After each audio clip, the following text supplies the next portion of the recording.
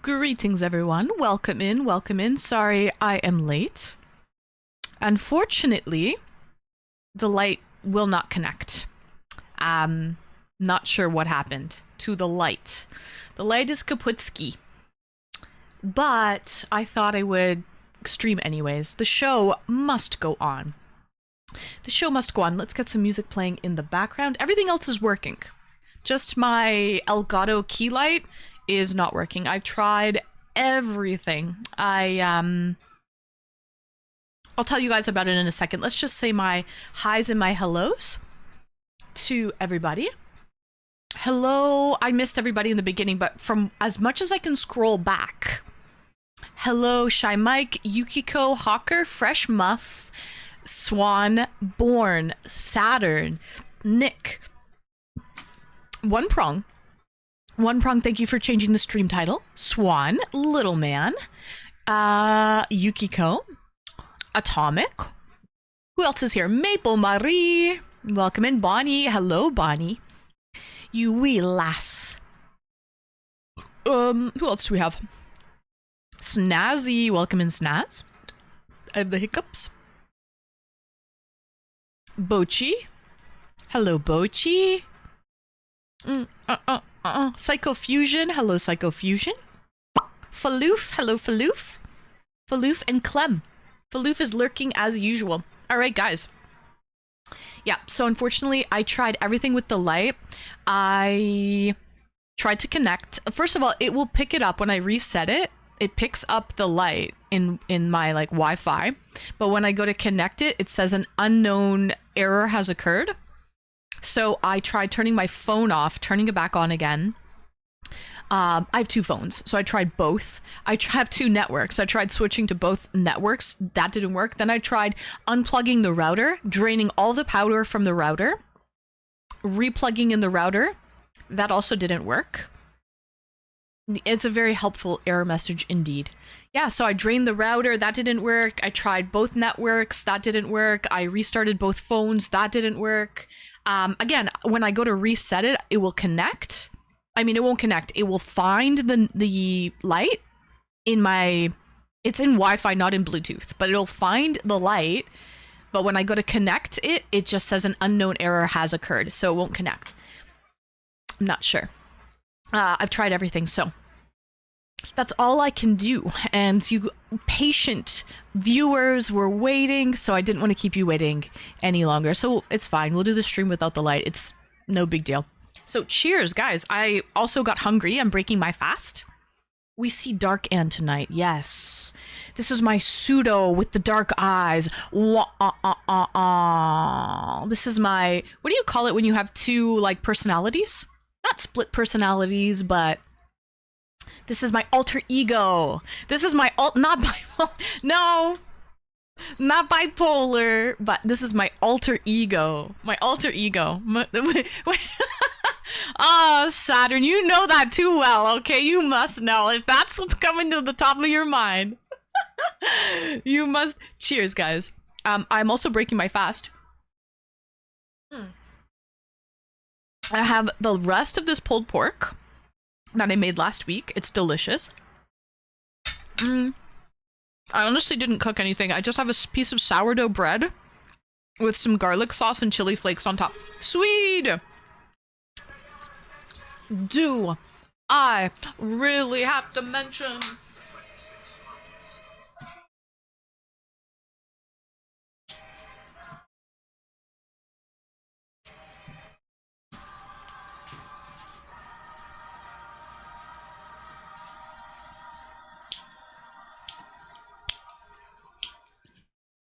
Swede, cheers! Swede, thank you so much for 26 glorious months. 26 glorious months. That means you have been subscribing to me during my first year that I started streaming. So, cheers, Swede. Thank you so much for subbing tier 3, guys. W's for everyone who has subbed tier 3. Our Partner Plus numbers are so high right now. We're sitting at 58 out of 300, and it's only 5 days in. So cheers, Swede. Thank you so much. You're so, so sweet. You're an absolute sweetheart.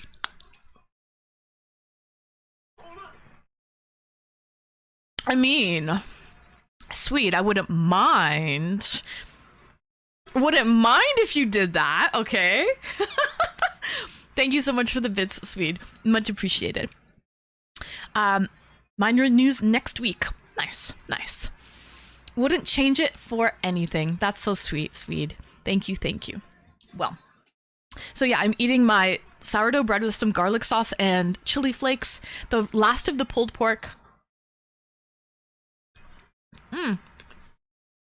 All right.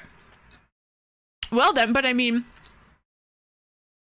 I wouldn't mind if you dressed up and you danced for me too, Swede. So, keep that in mind. Keep that in mind. Dreams come true. All right. I saw that Psychofusion was wondering if he could get an E-date. By the way, Strike Wizard, thank you so much for the follow, Strike.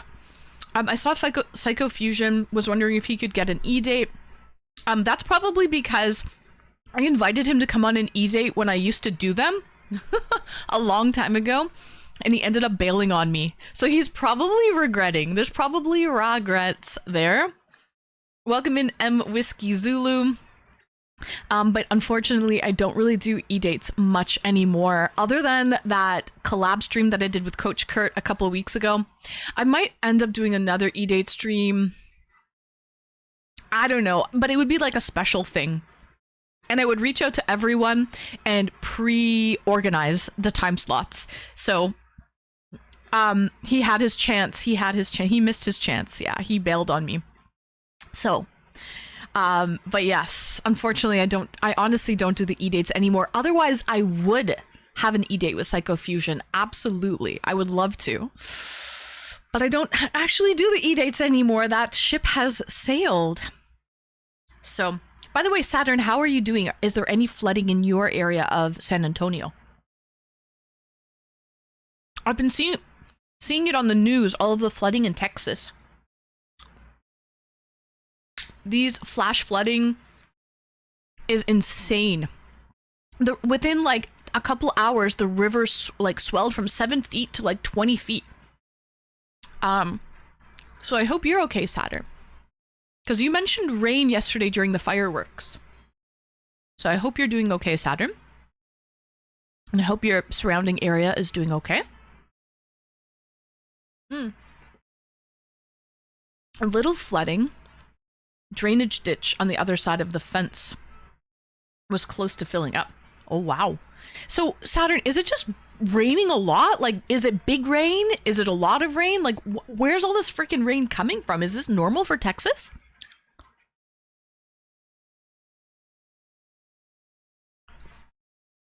Like, it should be like a national emergency or something, you know?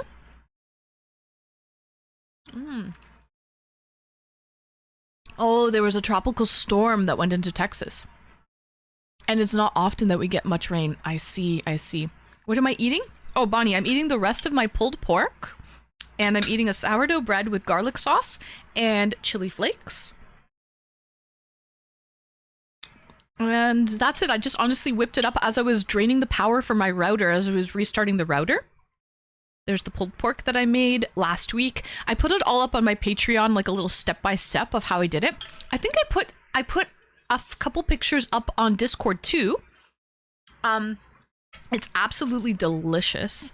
I barbecued it, like I smoked it with hickory wood. So,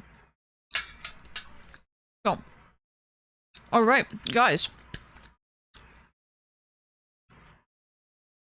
Coffee is made. Wonderful. Well, cheers. I'm still drinking that apple cider that I was drinking outside on the patio. Cheers.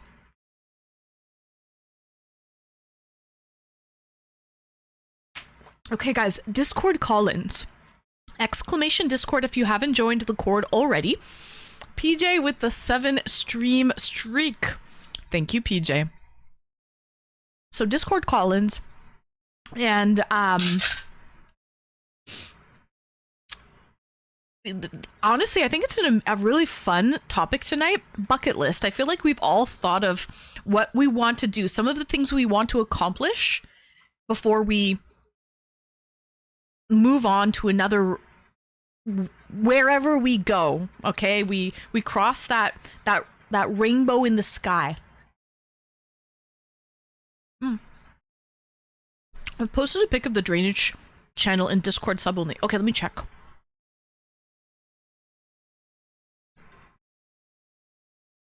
Oh, wow.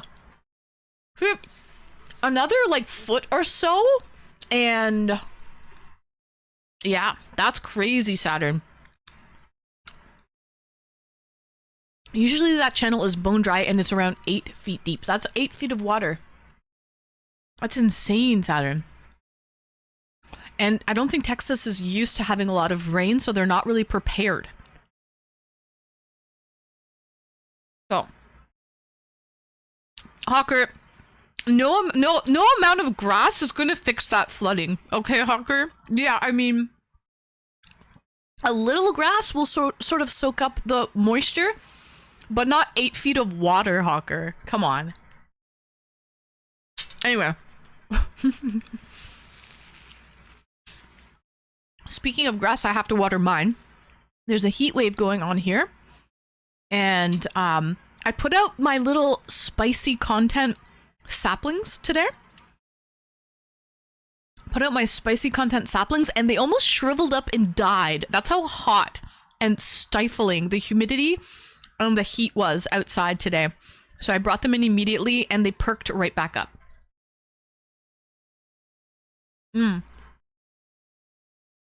So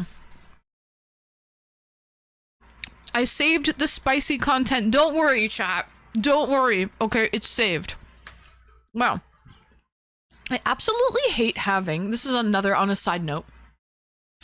I absolutely hate having technical difficulties because it kind of ruins the rhythm and the momentum of everything. But on the low, kind of enjoy talking to you without a light staring in my eyes. It's kind of nice. I kind of enjoy this without a big light shining in my face. I could get used to this. But yeah. It's so hot out that the weeds on the sidewalks die. Yep. The natural lighting brings out the ice blue eyes. This lighting? Or mean my patio lighting? Hi, first time chatter. Welcome in, unknown. Cheers. Happy Saturday. Exclamation Discord. Oh, I'm still on that picture. Exclamation Discord.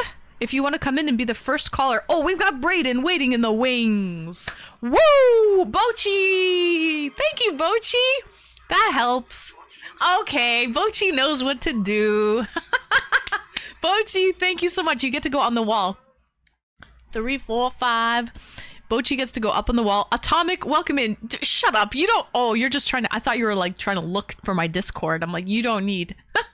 You don't need my Discord link. You're just helping.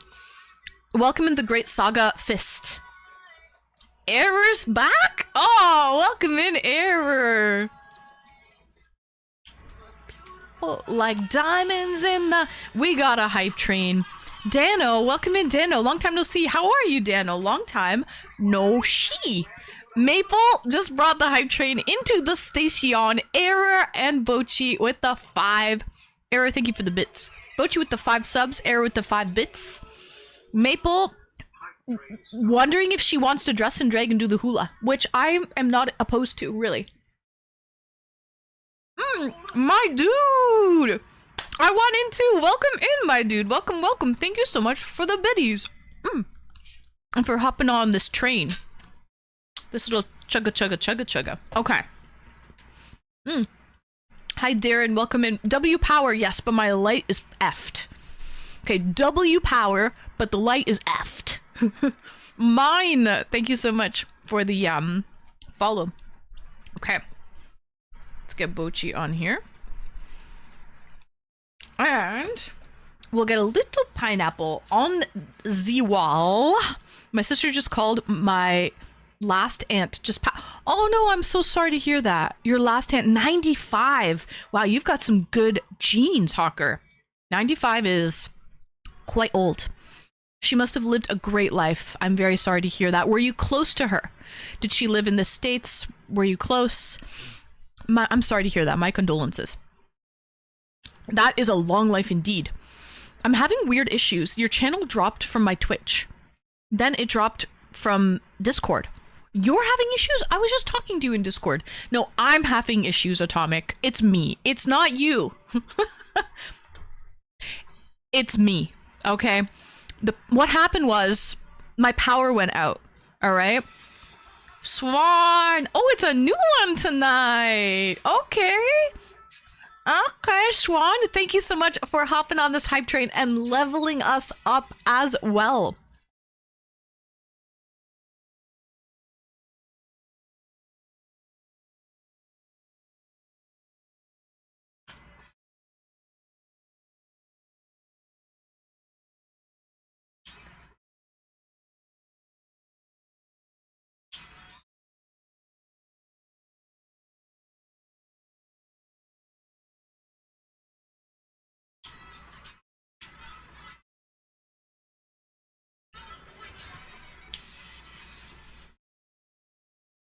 Why do I always dance like an absolute dingle hopper? Tell me that, chat. Tell me that. The music plays and I get up and start dancing like I'm dancing naked in front of the mirror or something like that, like nobody's watching.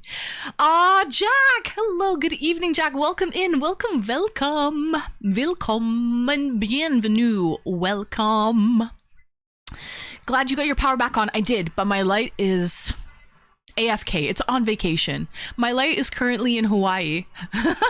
it missed the plane back to reality, so my light is dead. Like, I don't know what we're gonna do. I'll have to figure it out. See, I can actually turn it on, but it gets overexposed because I can't adjust the settings. Ooh, let's try this. Let's try it. Here we go. More hips, Hawker. I mean, Ron. More hips.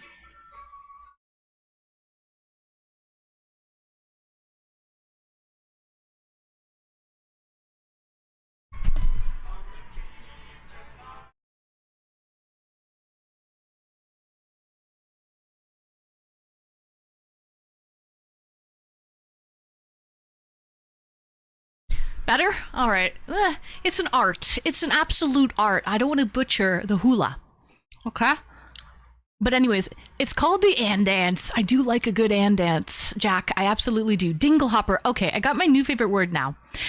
To be honest, my dude, Dinglehopper's from The Little Mermaid. I love it. Hi, welcome in, first time chatter. Nice dance. You like the hula? Thank you. Thank you. Welcome in. I'm doing great. Thanks. Looking like you're doing very well. Last time I seen you, I think I was just about to move house. Looks like it has gone well since. Nice, Dano. I don't remember when the last time you saw me was. Not sure. But life is good. Cheers. I'm here with my friends. We got our power back on in the middle of a heat wave. I'm so glad the power did come back on because my dogs needed the AC. So I was kind of starting to panic a little bit, but we're all good now. Cheers. Ron, thank you for the tip. Just the tip. Bochi, thank you for the 5. We're in a level 3 hype train. Swan, thank you for switching up the bits a little today, Swan. My dude hopped on the hype train as well. And of course, Maple helped us bring in the hype train like she always does. She's very mindful with that. And then Error with the 500 biddies as well. Now, Atomic, I still haven't scatter squirrel brained. I'll tell you what happened with the power and all that jazz. But yeah, basically power went out. Got it back. Light won't connect. Okay, Sarah. All right, Vochi, let's go.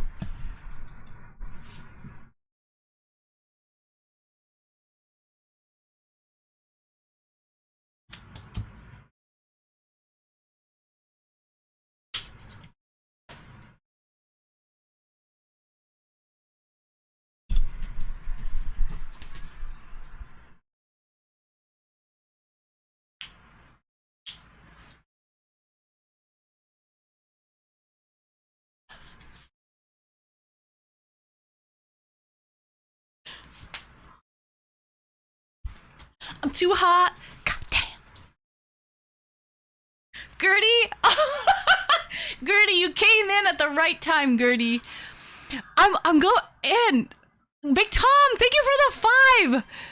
I'm and going off. Hi, hello, welcome in, Gertie. Big Tom, thank you. I'm happy my power came back. Big Tom, thank you for the 5. That's a Twitch glitch. That's not my problem. Okay, that's not my fault. Big Tom, thank you so much for the 5.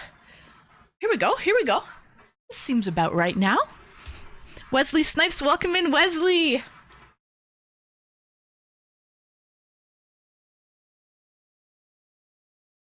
Thank you so much, Big Tom. Gertie with the 5 as well. Welcome in, Gertie. Welcome, welcome. Great timing. Excellent timing. I was dancing like I was naked in front of a mirror and no one could see me. One of those. Thank you so much, Gertie, for the 5. All right, let's get Big Tom, because I don't think we have Big Tom on the wall. No, we don't. We have a new pineapple. A new pineapple to add on our pizza. So get ready. Get ready. Well, now, thank you for the sub. Nice, my dude. Very nice. Very nice. Very nice. Congratulations. Fresh Muff gave you a nice subaroni and cheese with pineapple added. Cannot forget the pineapple. Okay. I'm forgetting callers. I gotta bring them in. But we're just dealing with this hype train, and then after the hype train, I'll bring you guys in, okay? But let's get Big Tom. Can I call you Big T? There's only one Big T around these parts. And I think on that flower, that felt flower that I sent you, one said Big Tom and one said Big T. So I kind of like Big T. It reminds me of Mr. T, reminds me of the 80s, reminds me of gold chains. And like, what do you call that when you have a mohawk? It was like a mohawk style haircut. It reminds me of, what's his name? Fuck now, what did I just say his name is? Not Master T, is it? No. You know, with the gold chain. The gold chain and they had a mohawk. Mr. T. It was Mr. T. It reminds me of Mr. T. Yes, yes, yes, yes. You guys know. Okay, good. Oh, I'm not the only dingle hopper around these parts. Okay. Okay, good. But yeah, it reminds me of Mr. T when I say Big T. Big T. Thank you, Big Tom, for the 5 gifted. Reverse Mr. T. Exactly. Pretty well. Pretty well. Hi, Cyber. Hi, Gooch. Welcome in, everybody. Yeah, Mr. T. Whatever happened to Mr. T? Whatever happened to that lovely fellow?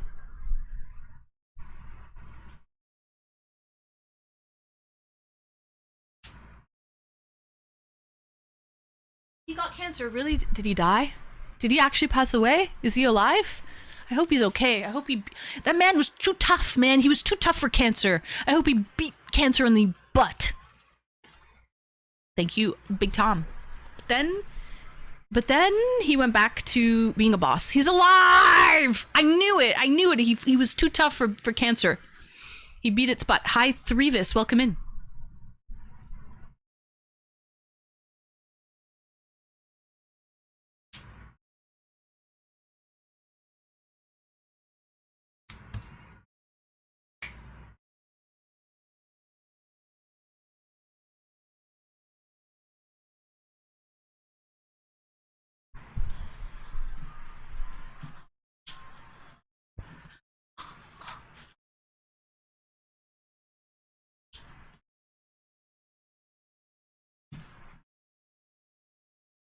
Swan! Swan, I think we gotta get you up on the wall, Swan. What are you looking at, Swan? No, I know what you're looking at. Swan, thank you for the 5. Let's go, Swan Gertie. We got one of these.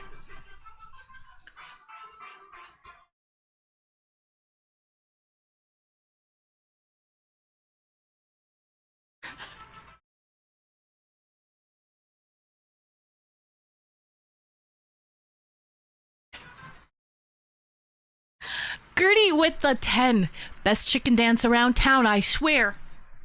Probably the only chicken dance you're gonna find on Twitch, to be honest, okay? That's why it's the best. It's the best because it's the only chicken dance you're gonna find. Swan, thank you so much for the 5. We're gonna get you up. You are now a pineapple on pizza, gentleman. Yes, a distinguished pineapple on pizza gentleman. Okay, that's what you are, Swan. Cheers. Oh, I'm almost out of my... I have to go get another drink. Welcome in, Jay Thunder. Okay. Welcome in, Retro. Internet keeps freezing up. Oh, really, Retro? Honestly, I had power issues earlier myself, so I feel your pain. Error. I will need more, absolutely. We're beautiful like diamonds in the... Thank you, Error. Thank you for all of the bits. Thanks for blessing me with biddies. The biddies are flowing. The biddies are flowing like fine wine. Fine wine like water. I don't know. They're flowing like something. Swan, thank you so much for the 5. You are now officially a pineapple on pizza distinguished gentleman. So I just noticed I have a milk jug attached to my name. Yes, you do. Absolutely you do, because you have you're a 3-month subscriber. Absolutely. You know what? Fun fact, if you're Canadian, our milk comes in bags. It's a little crazy. It's weird and wacky, I know, but it's the only thing I know. Yes, milk in bags. It's a real thing. Better now? Oh, nice. Good, Retro. All right. From the udder or bust. All right. Swan, let's get you up on the wall. Guys, this is a level 7 hype train. I'm feeling the love. Happy Saturday. I'm so glad that my internet came back. RIP to my light, but we'll try to get it going. Hopefully it reconnects. Hopefully it didn't like break or something like that. Should have a warranty actually. So if I have to send it in for a warranty, I will. But yes. Milk bags? Sounds interesting. Welcome in, Pyro. It is interesting. It comes, you get like a plastic jug. You put your milk bag in the plastic jug, and it's a reusable plastic jug. So you just kind of cut a little like diagonal little, just a little hole for the milk to come out. And boom shakalaka, less waste as well. Doesn't create a lot of waste. All right.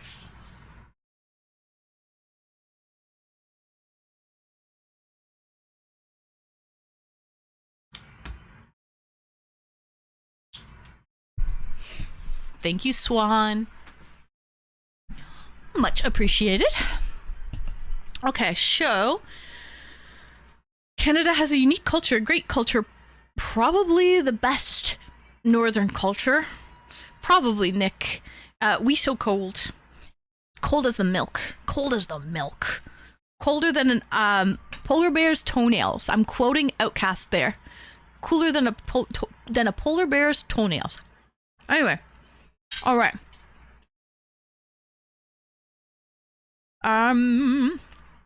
Easy to store in the fridge. Oh yeah. Believe it or not, we use bagged milk. That's what I was just saying, Retro. It's been a thing, I think, since like the 70s, maybe? It's been a long time. It's not even a new thing. That's cold. Okay. Gertie just levels us up.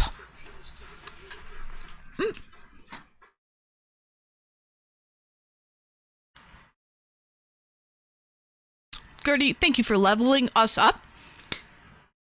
Cheers. Let me go grab another drink. Welcome in somebody. Hello, somebody. You must be somebody. You must be somebody. Hello, hello. Cheers. All right, let me get a drink. I have not forgotten about Brayden and Atomic. I want to know what's on your bucket list tonight, chat. Exclamation Discord. Let me grab another drink, though. I just need to shake off the bad juju of the night. You know what I mean? That's what I gotta do. I gotta shake it off. You gotta shake it off, 'cause the loving ain't the same, and you keep on playing games. You know that Mariah Carey song? You gotta shake it off. That's it, Gertie. Okay.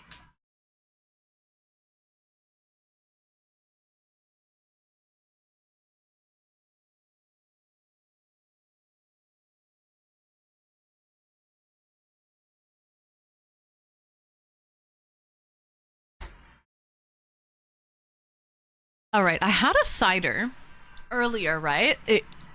How would you feel if I have another lit pickle? Or should I switch it up? I'll ask chat. Should I switch it up? Should I drink the same thing I drank last night? I had 3 of these last night.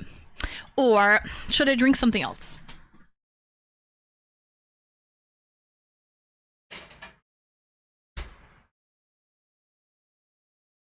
Okay. 1's in chat if you want me to drink a lit pickle. 2's in chat if you want me to drink a sour beer. It's a red ale. Okay, a Belgian red ale. Aged in oak. Okay, the ABV of this bad boy is... what is it? 6%.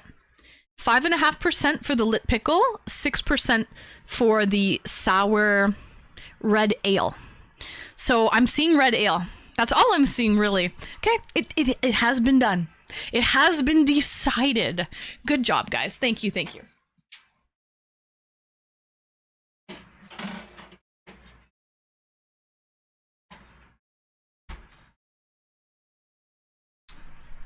The tribe has spoken. That's actually not a joke. I should have like a what do you call those? A gemmel? No, it's not a gemmel.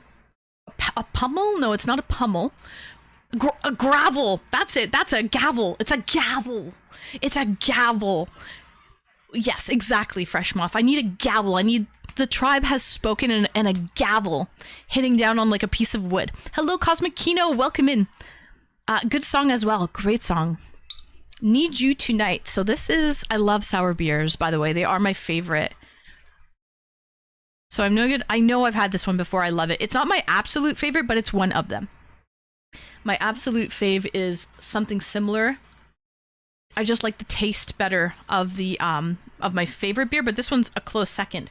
By the way, I got one of these beers, same brand, Grand Cru, but a huge bottle, and it won best beer, best sour beer of the world. It won gold medal for best sour beer of the world. Again, it's like a 750 milliliter bottle, like the size of a wine bottle. So I will open that another day. Ah, fuck, I should have chilled it. It's not chilled. So I am excited to try it though. Okay. Very excited to try. Welcome in, Little Pilch.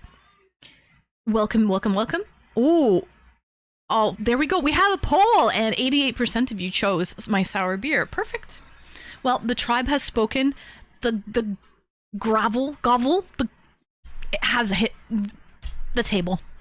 All right. Welcome in, Made in Germany. Welcome in, Sir. I'll just call you Sir. Welcome, welcome, welcome. All right. Cheers.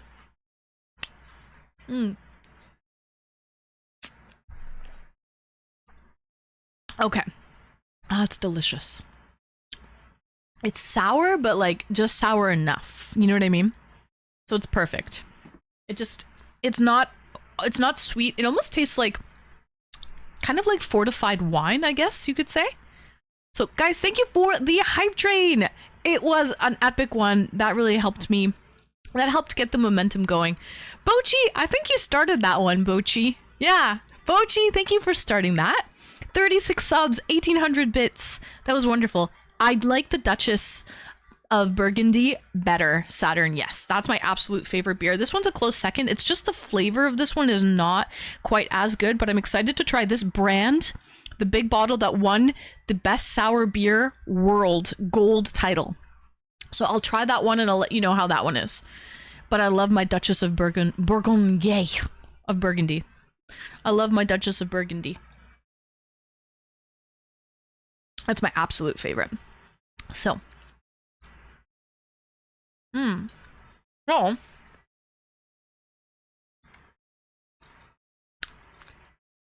Check out the Canneries Thornless Blackberry Porter if you have a chance. If I can find it, somebody, I will. Sometimes it's hard to find. Where's that from? Is it from the UK? Sounds like it's from the UK. It might be hard to find it here in Canada. How am I doing on this early morning? I'm doing amazing. How are you doing, Little Pilch? Where are you from? How early is it for you? Are you from Europe as well? Probably. Just assuming though, which I shouldn't do. I don't drink, so I hope you enjoy the drink. Thank you. Thank you. Thank you. I appreciate it. Thank you for wishing me well, even though you don't drink. I like that you are accepting and open-minded. I like the cut of your jib. All right. Thank you so much for the hype train, but we do have 2 people waiting in the wings now. Where's my headphones? Hold on. You're from Wales. Oh, nice. I had a feeling, little Pilch. Well, happy early morning. What are you doing up so late? You should be sleeping. All right. Let me mute this music a little bit, or turn it down at least.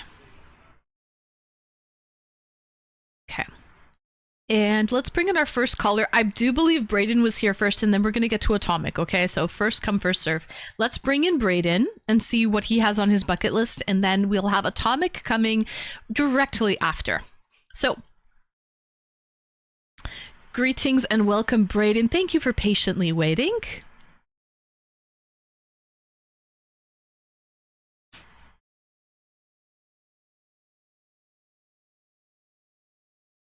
Hello, Brayden. Hold on, it's me. It's me, it's not you. I have to do something here. Everything's all messed up. Say something now, Brayden.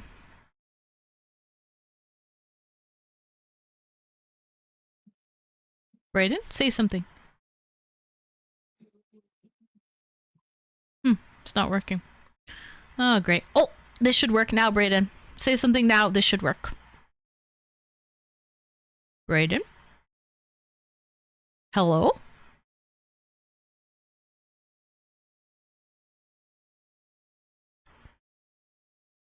Weird.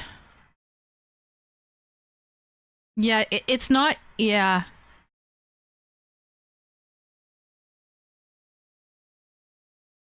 Yeah, keep talking, Brayden. It could be the headphones, absolutely. Could be that. Yeah, I had to disconnect from that though. We're good now, yeah. Sorry about that. Okay, alright. I keep forgetting I always pull them in for music and stuff when I'm on about me, and when people call me and I take them out from my case, they think they're still connected. But then I have to disconnect them somehow because I'm not using them when I'm walking around. They're in my case, right? It's just weird. It's just weird though, but we're good now. We're good now. We're absolutely good. Welcome in, Brayden. Brayden, can you do me a huge solid and try to talk a little bit more into the mic if you have a chance, okay? Try to speak into the mic a little bit more. Yeah. Okay. Oh, hold on 1 second. Yep. Hold on. Sorry. Is it better? Oh, okay. No worries. That's better. Yep. Absolutely. It's better. Okay, good. Okay. So, Brayden, tell me. Oh, first of all, do you know what a bucket list is?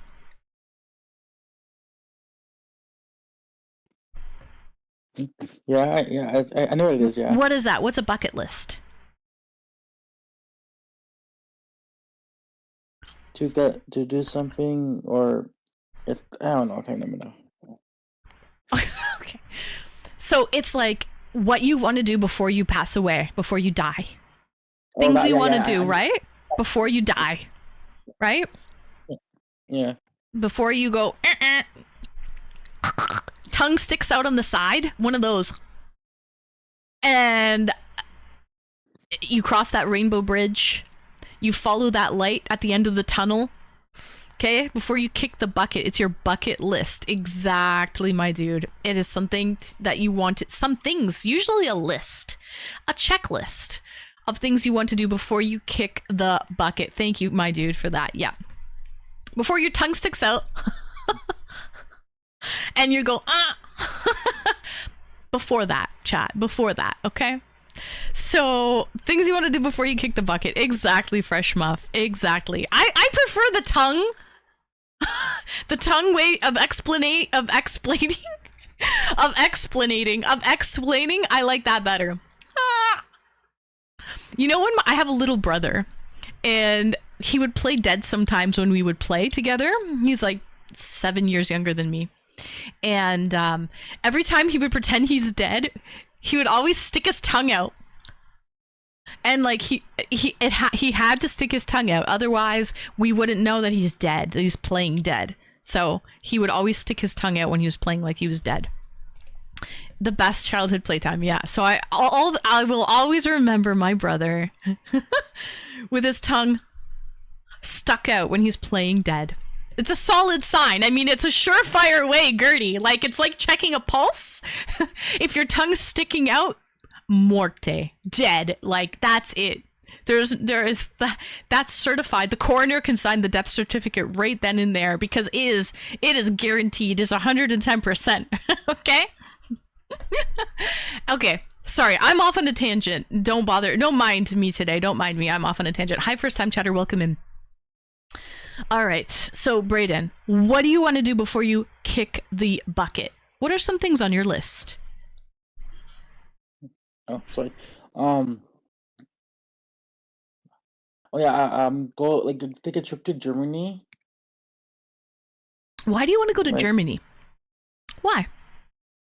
Oh, because my dad's been there. I haven't been to Germany. My dad has been there, so maybe my dad can take me to Germany eventually.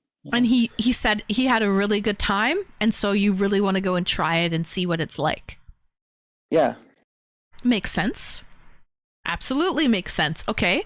Germany, I feel like people do have things they want to visit, places they want to visit before they kick the bucket. So that absolutely makes sense. So Brayden wants to visit Germany. What else do you want to do before you kick the bucket? Hi, Ginger. Welcome in. Maybe Italy. Oh, okay. Italy. Why? Why Italy? Because I have an auntie that moved that lives there.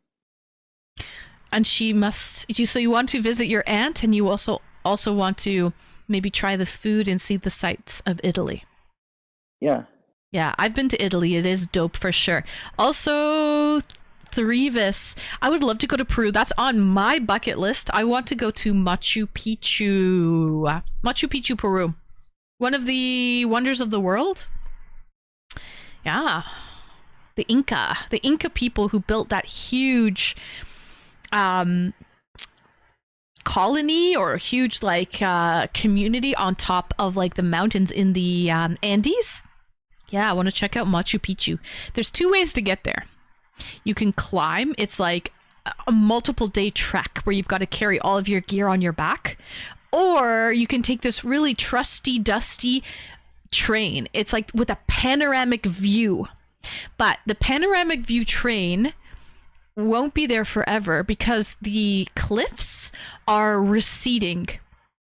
And eventually that train track will no longer be able to travel right beside the cliff. So that's only a limited time thing. So I kind of want to go there before you can't take the train anymore. I mean, they might find a different alternative, but as of right now, they don't have another alternative. It's just the train or hike up. The Inca, Maya, Aztecs, yeah, all of it. So interesting. Yes, yeah. So I'd like to take an ocean cruise around the world. Yeah. Wow. Yes, Brayden. Have you been to Mexico or Dominican Republic before? You know what? I've never been to Mexico, but I've actually been to the DR. I've been to the Dominican Republic. I went to Punta Cana, Dominican Republic, which is on the Caribbean Ocean, not the Atlantic. Better like teal, aqua blue waters, white sand. I had a great time in the Dominican. Yeah, I have. Because I've been to both Dominican and Mexico. You've been both? Yeah, Mexico. I think Dominican is my brother, or we went for a wedding in Dominican somewhere. Yeah. I was younger, and then we went to Mexico for my grandma and grandpa. One of those their anniversary ones. Whoa, nice! And you must have stayed at like a really nice resort. Did it have good food? Yeah. Mm-hmm. Wonderful. Yeah. All right, so sunscreen on because you get sunburn. I got really bad sunburn once. Honestly, I think it's that like Caribbean sun that really hits you. We're like, I know you're from Canada, and up here in Canada, we're sort of high on like the, above the 49th parallel. And we're not used to having strong sun like that. But when you go down close to the equator, that sun hits you when you're close to the equator like we're not used to it. And it really does burn. So you do have to sort of get acclimated to the sun for sure. I also always burn too, even if I wear sunscreen. I will burn, but just have to be mindful not to be in the sun for long and just take like little doses of it. It's like it's not like, right? Right. By the way, guys, if you want to talk about your bucket list, please do. I would love to hear your bucket list. Join my Discord. You only need a microphone. Yeah, you only need a microphone, like Brayden, like brave Brayden here. You can join the Discord, hop into the waiting room, and I will bring you on. I would love to hear about everyone's bucket list. It's going to be too long for me to read it in chat, though. So that's why I do want to focus on the callers. So please call in. Like, yeah. Too long for you to read everybody's thing. Yeah, I can't read everyone's bucket list. It would be way too long, and it would just get me off of course a little bit. So call in like brave Brayden here. Welcome in Shadow Edge and Crunk. Hello. Call in, guys. Renewed though.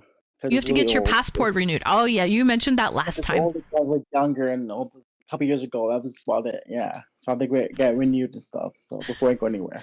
Oh, got you. Yeah, you've got to renew your passport. About Canada, right? Because I know in Canada you can just use your ID, like your government thing, to go out in Canada, but you need passport to go other places, like American, right. Out of the country. You're absolutely right. You can use your ID to In even Canada, travel on a plane if it's domestic. So if you're only flying, let's say from Toronto to Edmonton, you don't need your passport. You can travel within the country without a passport. Cassie told me that. I'm like, yeah, it's good to know. But if you're out of the country, then you need passport. That's what it's international. Yeah, so you have to go through border security and immigration and customs and all that shit. Yeah. That's why I'm trying to get renewed so I can do that kind of stuff. Right, you're gonna need that for Germany and for Italy. Absolutely. Yeah, exactly.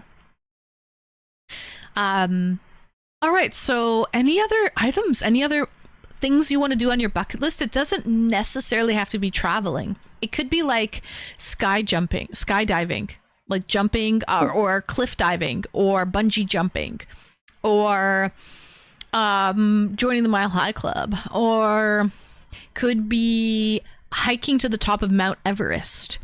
It could be scuba diving in the Caribbean. It could be just some crazy stuff. Anything. Just what do you think? Maybe a cruise or something. I don't know. What's that? I've never cruised before, so maybe that'd be nice. Say that again? A cruise or something? A cruise. Oh, nice. A cruise. So really you want to do a lot of traveling. Yeah. Got you. Yeah, a lot of traveling. I don't go that much anymore. I just go walking, like out, like I just, I go traveling, like before, yeah. Oh, I didn't spell that right. Charged. Actually, so the Mile High Club is mine. That's one of mine. Mile High Club. Another one of mine, and I'm 75% done this one, and I really need to complete it. Okay, I'm 75% done this bucket list item that I have. Is I want to hit all 4 corners of Canada. Brayden knows Canada is such a huge country. It's very vast. We have multiple seas, right? Atlantic, Pacific, Arctic Ocean. So it's a really huge country. I want to hit all 4 corners of Canada, the furthest east, the furthest west, the furthest north, and the furthest south. I've hit 3. I've gone the furthest east, furthest west, and furthest south. I just have to go the furthest north in Canada, which is ironically the freaking hardest thing to do out of all of the 3. It's a mission and a half. It's very expensive, very difficult to do it. So, yeah, I've hit all 3 so far. But I do have to hit the most furthest point in the north of Canada, which is difficult to do, but I want to do it. So it is a cool one. Yeah. I'm just very lucky. I've had the opportunity to do most of them. It's just, I really have to sort of charter a flight and really plan out going north and find someone to come with me. It's actually more expensive to fly to the most northern part of Canada than it would be to fly to the other side of the world. Okay? It's extremely expensive to fly there, and you really do need a lot of planning. Yeah, it's absolutely very cold. I would have to bundle up. I hate the cold, but I would do it just to hit the most northern part of Canada. So. Oh, Plus, it's... sorry. No, what's that, Brayden? I was saying, plus I had to save some money up, so eventually I can afford, my dad can afford the tickets together to go to these places, right? Because you need money to go some places, right? Like to go, you know what I mean, right? Like you know, get like plane tickets kind of stuff, kind of thing. Of course. Right? Yeah, travel is expensive. Yeah, so dad said, well, we'll try to save the money up for them. You can meet, and then we can go to Germany together, you know, like that kind of stuff. Right. And Like, you're right, money- Gertie. I might have to apply for like a permit to go to these places. Like I planned a trip to go to Sable Island, which is an island with wild horses off the coast of Nova Scotia. And it's actually all a national park now, by the way. But you need a permit to enter this national park on the island, and there's no way to get to the island. You have to charter a flight, which means you have to book a plane with people. And so everyone has to pay. It was only around $1,000 for the flight, which wasn't that bad. But you have to apply for the permit to go because it's mainly a lot of scientists who go to Sable Island. But I was actually going to go, and I got the approval and everything. And I went on Facebook at the time, and I organized a chartered flight with a group of people who wanted to go. And then I never ended up going to Nova Scotia. The whole trip got canceled. So that kind of sucks. Yeah. But I did want to go to Sable Island. That would have been really, really cool to do. So I probably would have to sort of book, like there's probably a permit that I would need to get to go up there. Gertie, you're absolutely right. And Retro, I absolutely hate the cold. It's not about the cold. It's about like checking it off the list. It's a mission for me. It's not about enjoying the cold Arctic, you know, like permafrost up there. It like that's not the reason behind it. Welcome in Reality Brick Studios. I've been well, hope you have been too. So that's what I thought. A bunch of scientists. Yes, yeah, there's a lot of wild horses. It was actually pirates. So a wild horse that was on a pirate ship got off the ship and got on Sable Island, and there must have been two at least. Anyways, they started procreating, and the rest is history. Now there's all these wild horses on Sable Island that have been there for really, really long time. Literally pirate ship horses. So the most northern part of Canada is the research stations. Yeah, I know. I want to get there though. I need to get there somehow. Yeah. Anyways, so that's part of my list. Mm-hmm. Have you been to Las Vegas before, or not really? I've never been to Vegas. I really do need to go because, as you probably know, Brayden, what's one of my dog's names? Oh, sorry. I'm just sorry. I'm back out there. I don't know what I'm doing right now.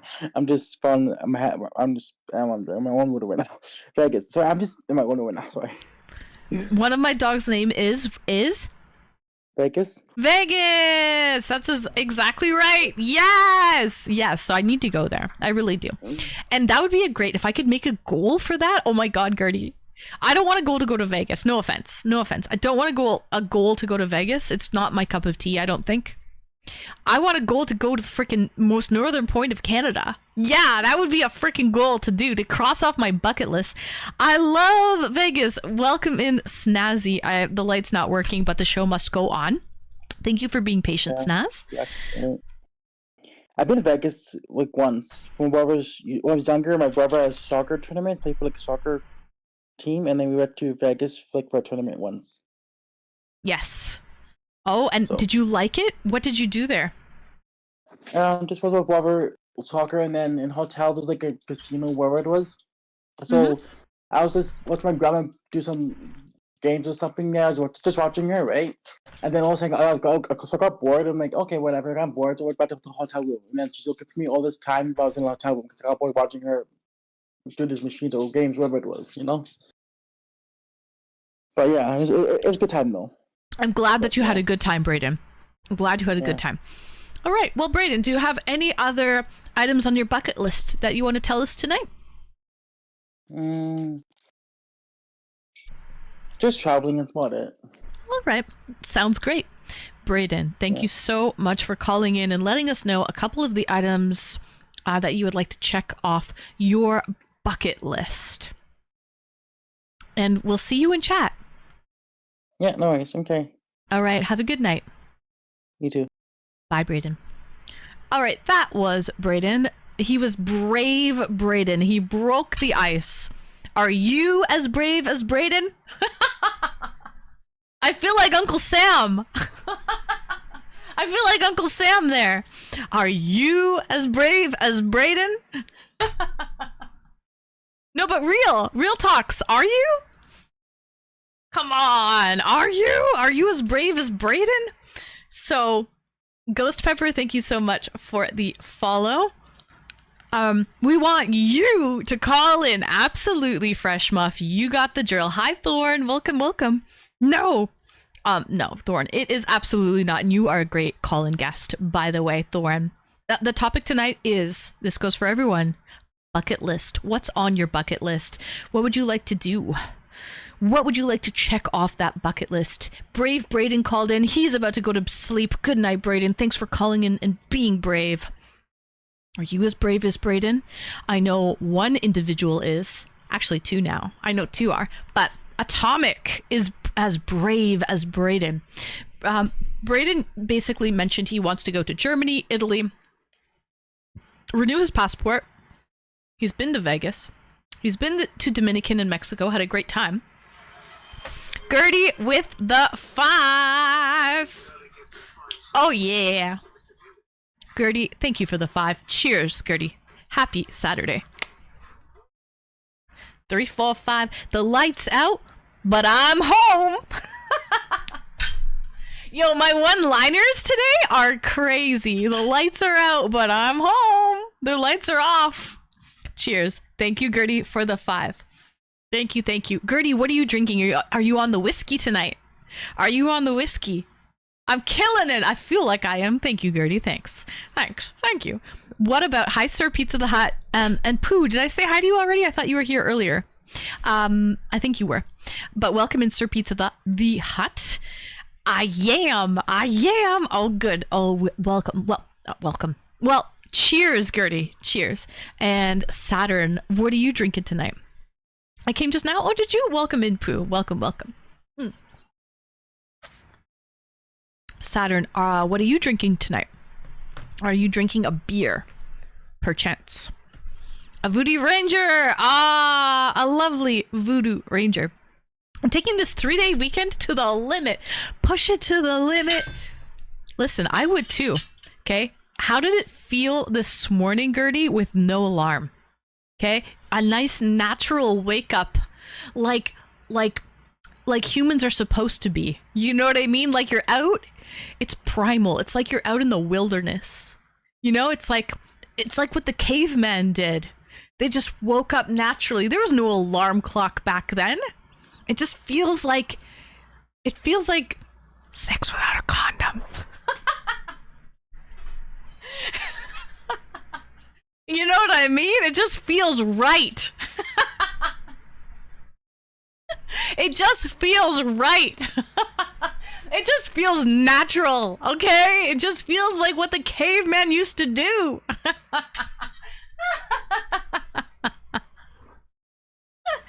All right, do you know what I mean?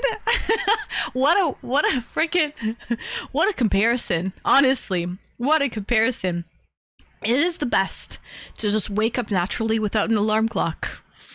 It's also the best with other things too. Cheers. Cheers to that. Do it. Anyways, when it feels right, then it just feels right. I absolutely agree with you, Jack. Cheers, Gertie. Thank you for being here. Glad you're enjoying and soaking up your 3-day weekend to the fullest.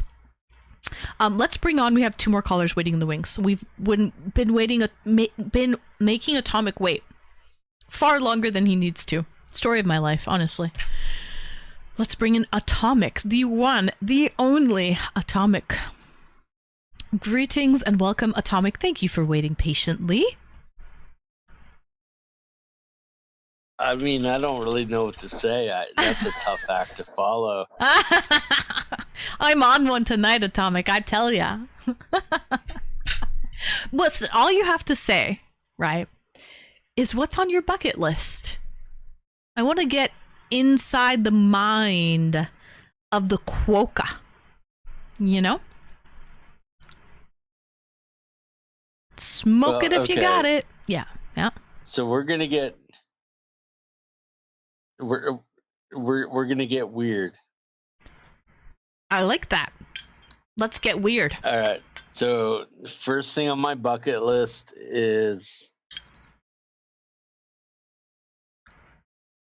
and I'm echoing like a motherfucker. I'm not sure why. You might have my stream open, maybe, or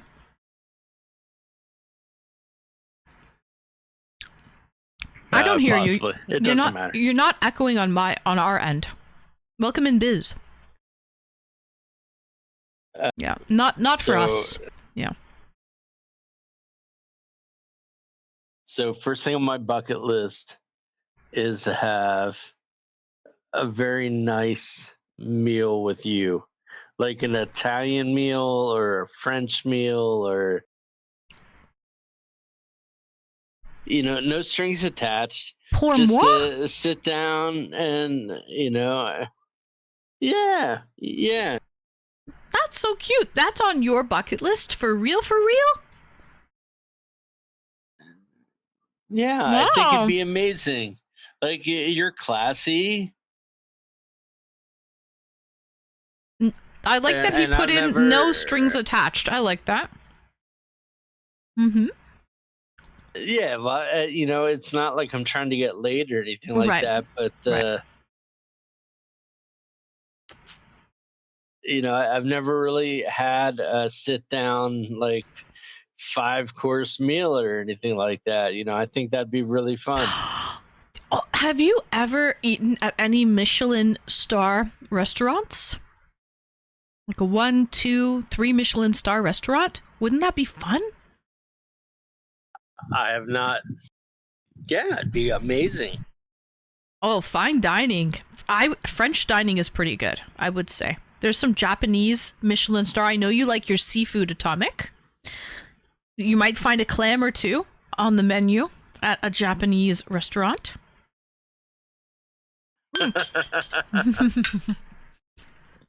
Well, I always like a clam. He's a clam digger, chap. Full disclosure. Okay. So, fun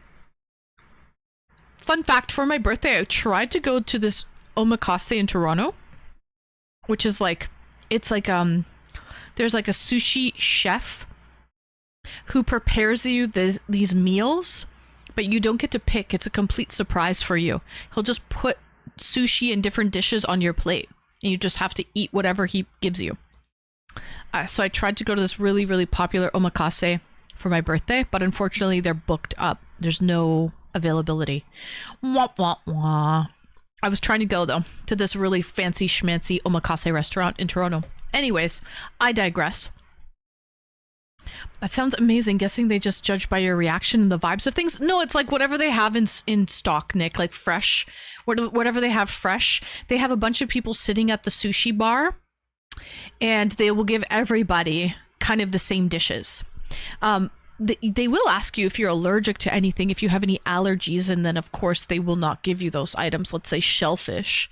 They'll avoid giving you shellfish or peanuts or something if you have an allergy, but other than that, you cannot alter the menu whatsoever. There are no a la carte items like for sale. You have to just take what they give you. It's pretty cool. Anyway, I like it because it's a surprise. You don't actually know what you're going to be eating until it just shows up in front of your face, and you're like, oh, okay, sure. You don't pick it off of the menu. Thank you for the follow. Welcome in. Happy Saturday. But yes. So those restaurants are pretty cool, and I've been to some pretty fancy schmancy 5-course French dining restaurants, Atomic, where one of the courses is the cheese course. Yes, it's true. There is a cheese course in French dining. You can't beat that. It is a full-out cheese course, and you can't avoid it. So if you love cheese, you would love fine French dining with the actual cheese course. It is great. Yeah. Okay, So- we're gonna have to figure this out. I have you muted on. I have you muted on Discord. Or I mean, I have you muted on Twitch. Yes. Yep. And can you talk to But me? you're You can hear me in still- Discord. I'm still echoing for you. Yes. Okay. Minty, oh my goodness, 3 days in a row, Minty. What the frick? It's a trifecta. It's a trifecta. Welcome in, Raiders. Hello, Minty. Let me guess. Were you playing a little Fortnite tonight, Minty? Atomic, what you need to do, wherever you can see me on the volume mixer. Can you see me in the volume mixer? Do you have a volume mixer at all? Can you see, like, sound coming out from somewhere? Or no?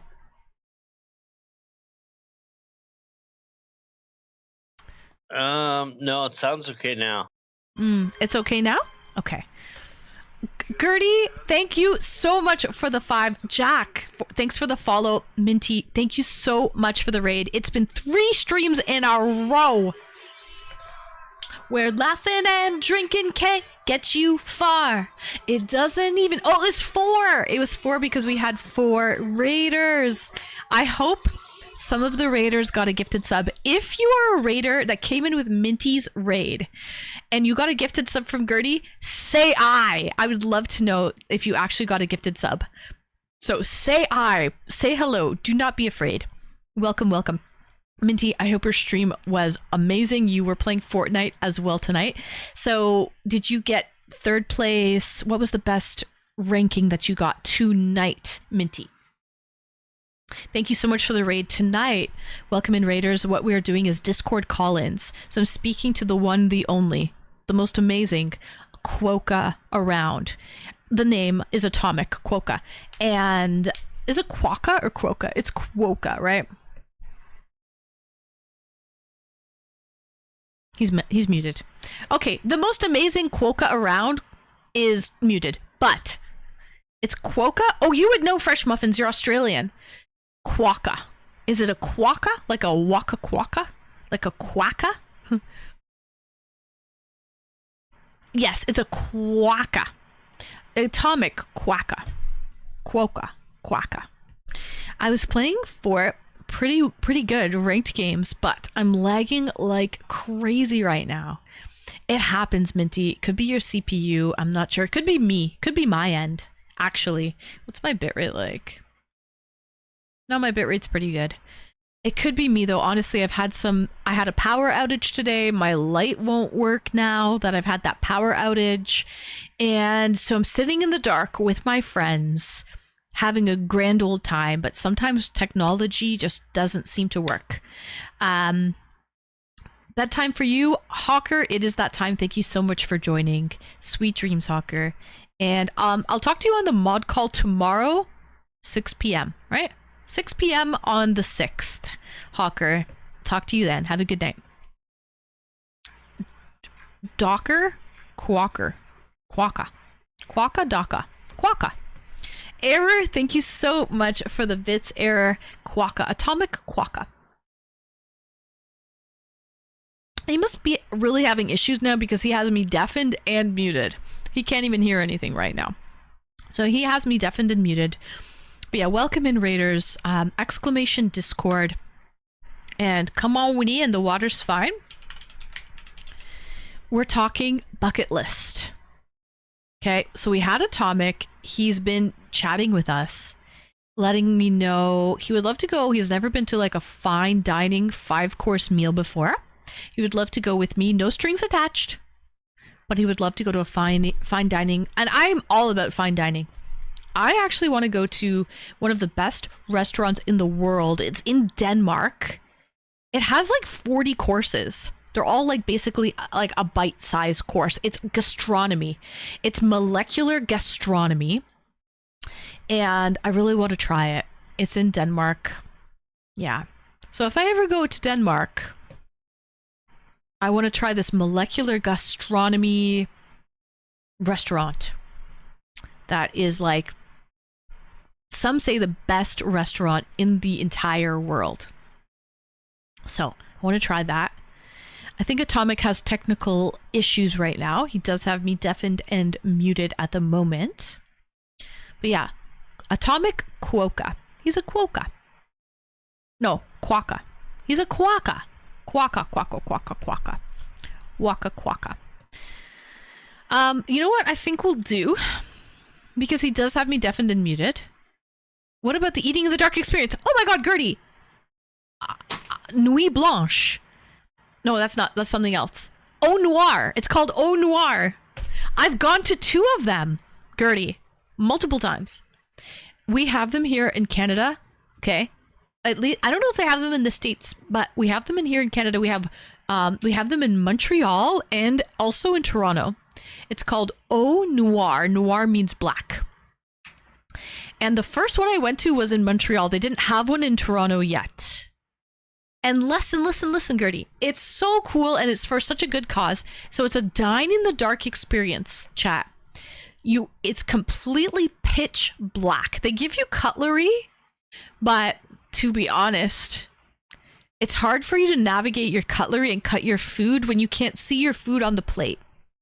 So usually I was eating with my hands, to be honest. I was grabbing food with my hands because it was too difficult to eat in the dark.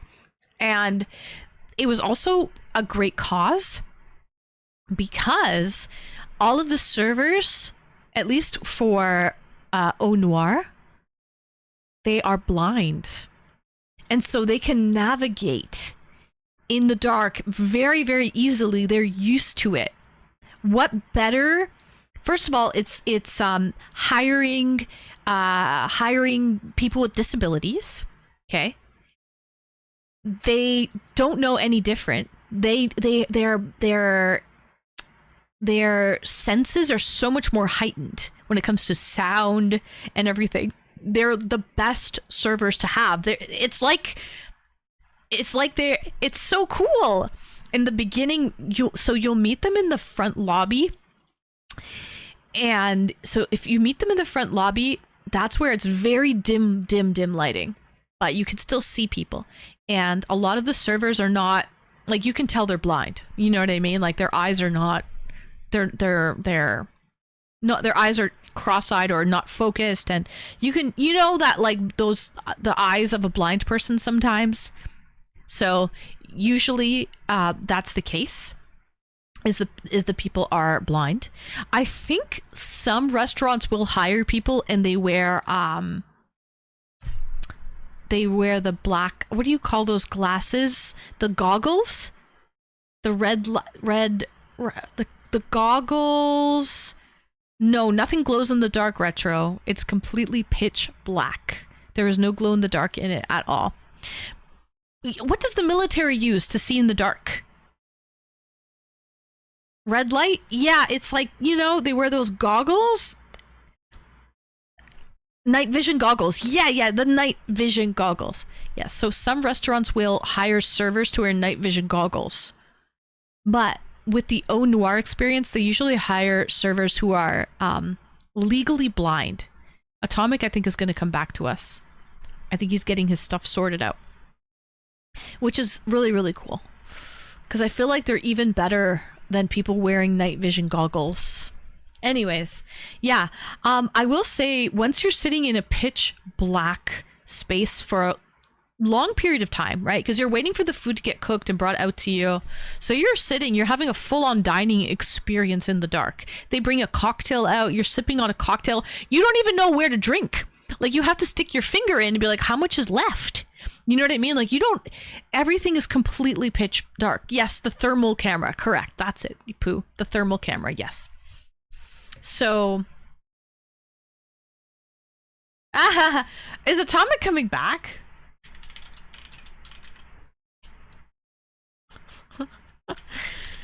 Oh man.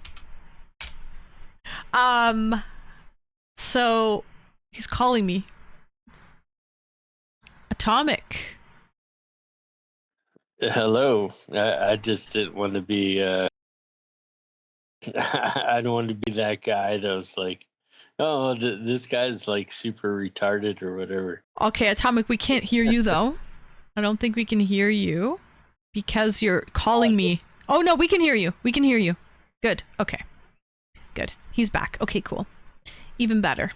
He's back. We can hear him. Okay, cool. Okay. I'm mostly just joking. No. That's all good. No worries. So I digress. We'll talk more about the Dine in the Dark experience later. But Atomic wants to talk about what else do you have on your bucket list, Atomic?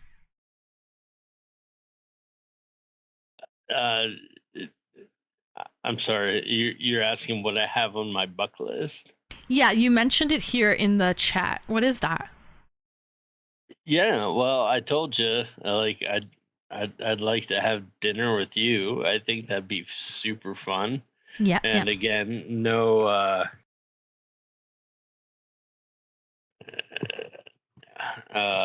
nothing aside. No strings attached. Yes, no strings attached. I think it would just be super fun. I mean, you're a real pretty lady and everything like that. I think it'd be awesome to just have a nice meal with you and enjoy something. And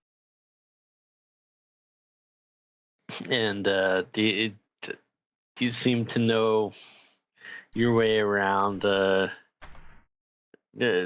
some smart dining, you know. So Right. Yes, absolutely. I thought that would be really cool. And what else would you like to do? What else is on your bucket list, Atomic? I would really like to have breakfast with Gertie. I know she probably doesn't want that, but I think it'd be real fun anyway. I think you guys would have a blast. I think it would be a good time. I think actually anywhere with Gertie would be a good time. Yeah, I don't know.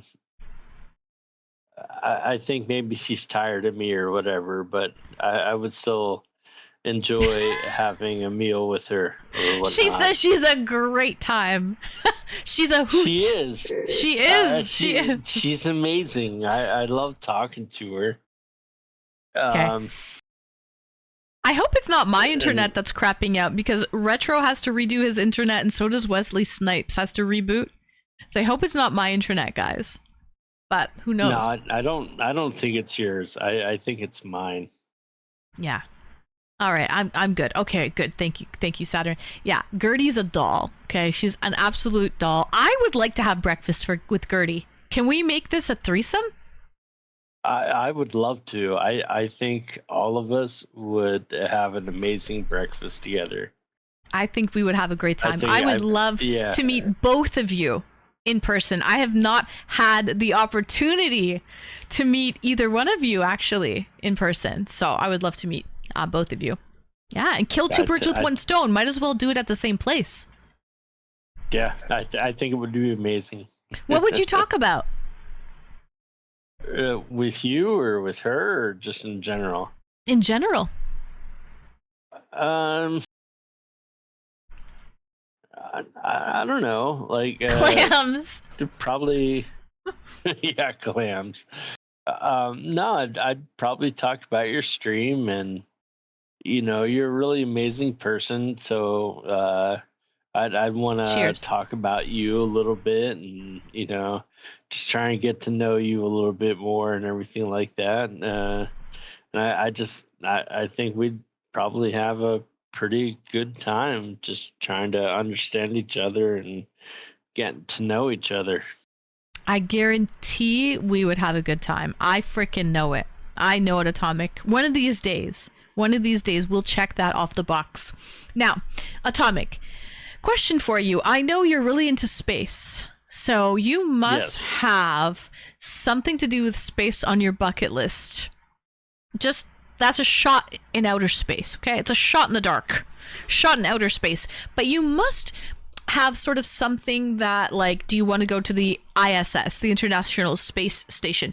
What's some other things on your bucket list? I mean, I would definitely love to go to space. I don't know that it seems like it's realistic. This isn't But about I've realism, definitely- though, Atomic. This is about what you would love to do before you die. It doesn't have to be realistic. Yeah, okay, fair. That's true. Yeah. Yeah, I would absolutely love to go to space. What would you do in space? Would you want to walk on the moon? Or, like, what would you do there? I don't really know. I'd want to be that guy that like walked around on The first planets and quokka, stuff the first like that. quokka in space. can see it Right? now. Atomic the cosmonaut. If one can afford it, Jeff Bezos could send you to space for a bit. Would you want to do that, or is that kind of a sellout, like a cop-out thing? No, I'd absolutely do that. I think it'd be amazing. I don't think rich people should be the only ones that get to enjoy the weightlessness of space and everything that it beholds. You know, I I feel agree. like every person deserves a right to feel that and to know that. I absolutely. It's the thing is, it's expensive, and so because of that, it's a Yeah. luxury. I feel like everyone should have a right to do it, but it it's difficult to do because of paper that we have printed called money and financial, all of that stuff. That's the only reason. I think, Definitely. yeah, but I think you're right. Everybody should have an opportunity to experience space for sure. Okay, so Atomic, mean- yeah. I was going to say, who are we until we understand what this thing is that's greater than us? You know, Absolutely. and, Oh, and it's. I think it's space very is- humbling too. right. Mhm. And space is that thing that is greater than us. Right. Also, that being said, what about Mariana's Trench or like the deep caverns of the ocean? Do you have a fascination with going down there as well, which is really undiscovered as well? Or not so much? Yeah, no, I do, and that's even a different thing. I mean, this is our planet, and there are chasms that are so deep that we have no understanding or idea of what those depths hold, and it's just crazy, you know. It is insane that it's on our planet and it's like another world. Oh my god, I was just watching. Do you guys ever watch? I'm a big foodie, right? We all know this. Mark Wiens on YouTube. He has millions of followers. Mark Wiens. Do you guys know who he is? You'll know him if you see him, I probably. Mark Wiens. Anyways, he goes to the Maldives. And I really want to go to the Maldives. It's at sea level. Actually, with the sea levels rising, eventually those islands will be completely underwater. They are disappearing. So I kind of do want to go to the Maldives before they disappear. That's on my bucket list. So I was very interested to watch Mark Wiens' latest YouTube video about native cuisine of the Maldives, which is an island just off of the coast of Sri Lanka. So anyways, near India. Okay. So there's this fish that they fish there. It's called, oh God, it's some type of a mackerel. It's called snake mackerel. Snake Okay. mackerel. This fish has eyes like this big.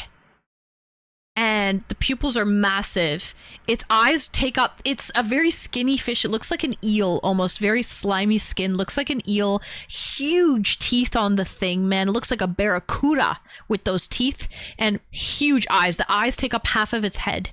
The reason why the eyes take up half of its head, it's an extremely deep sea fish. It lives over 600 meters below sea level. Like, it lives like 1,500 feet into the ocean. That's why it's extremely deep. It barely has any light where it lives. There's almost no light. That's why it has huge eyes this size. It's crazy. It's called a snake mackerel. Anyways, they'll eat it in the Maldives. Very, very interesting. The type of, it looks prehistoric. It looks like some crazy dinosaur. The type of creatures that live deep below in the deep, deep sea, they can withstand the pressure of being down there. And they can live without barely any light. It's very cold as well. Those creatures that can live down there are, they look like they're from another planet. You know what I mean? Because down there, it is like another planet. Oh, the pressure around you is insane down there. I think when you go, okay, Atomic, you probably know pressure better than I do, but if you go up 1 meter, I don't know what the PSI or the pounds per square inch are. The PSI of going up let's say 1 meter, but I think it's triple the pressure. So if you go down 1 meter, I think the pressure, the PSI triples. Something like that.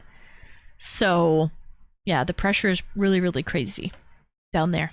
It's very fascinating. It's wild that life can thrive in unimaginable conditions, right, Swan? I agree. I absolutely agree. And what a delicacy to eat a fish like that you can, it's like this weird prehistoric looking, I gotta find the Mark Wiens video and you guys can see this freaking fish, man. Anyways, so that, I would love to go down to the depths of the ocean. I'd love to go down to see Titanic, but we all know what happened. Oh shit, we lost Atomic. Damn it. Or are you here, Atomic? You're here. I think you might be here. I hope he's here. We all know what happened recently to those poor people that went down to see Titanic. Ocean Gate, right? Mark Wiens. Ocean Gate. Basically, that submarine imploded. Yeah, here he is. I love this frickin'. He's kind of annoying. Oh, that's the video. He's kind of annoying, but a snake mackerel. Guys, you gotta see this thing. Mark Wiens is a little bit annoying, but I like him. I do like him. He's okay. He plays interesting stuff sometimes. His content is on point. Okay, guys, this is the video. It's crazy. Anyways, we learn new things watching Hot and Streamy. Thank you, Format Control. I think we may have lost Atomic. It says he's in a voice call with me still, but I can't hear him. So I don't know what's up with Atomic, but I think he's out of here. He's gone. We'll have him call back. All right, we'll have him call back. Thank you, Atomic. I don't know what happened.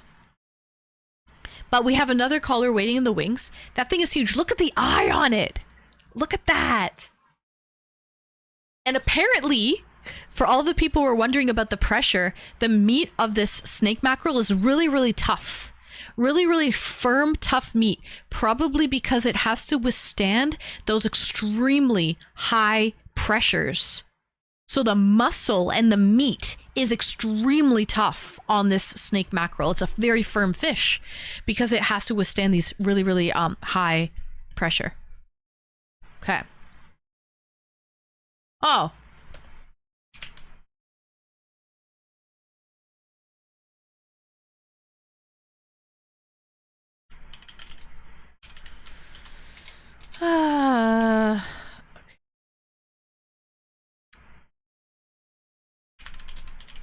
Okay, Atomic is still here. Atomic, come back into the waiting room. And I will bring you on and we can continue our conversation. Hooded Ninja, thank you so much for the follow, Hooded Ninja. And we also have Fresh Muffins. I want to bring Fresh Muffins. He's from Australia. I want to hear what he has to say as well. What's on his bucket list. Okay. So, okay, what we'll do is I'll bring on Fresh Muffins, and then we'll come back to Atomic as he's working out his tech difficulties here. So let's bring on Fresh Muffins.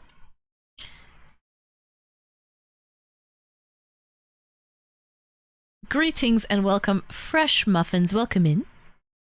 Hi, Anne. Hi, chat. Thank you for having me. Oh, thank you for calling in, Fresh Muffins. This is the first time we've ever spoken, so it is an honor and a pleasure. Likewise, thank you. So,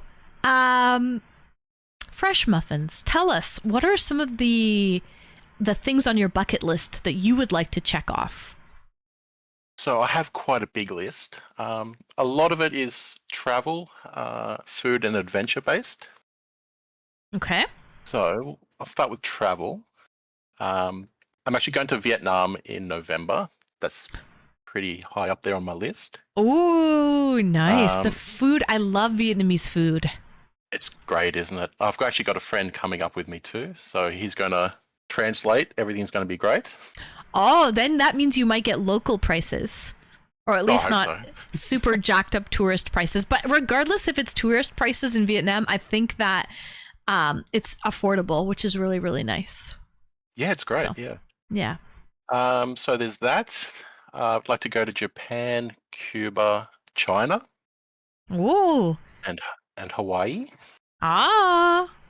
Ooh, and I've been to Japan, China, and Hawaii. I have never been to Cuba, but I would love to go to Cuba. I really do need to go to Cuba. But here's my thing with Cuba. A lot of Canadian tourists go to Cuba. It's been open for Canadian tourists without any problems. I hear the food is not the best on the resorts in Cuba, so it's fairly safe. It's a communist country. Fairly safe. The crime levels are pretty low. But the country is kind of sometimes in a little bit of turmoil.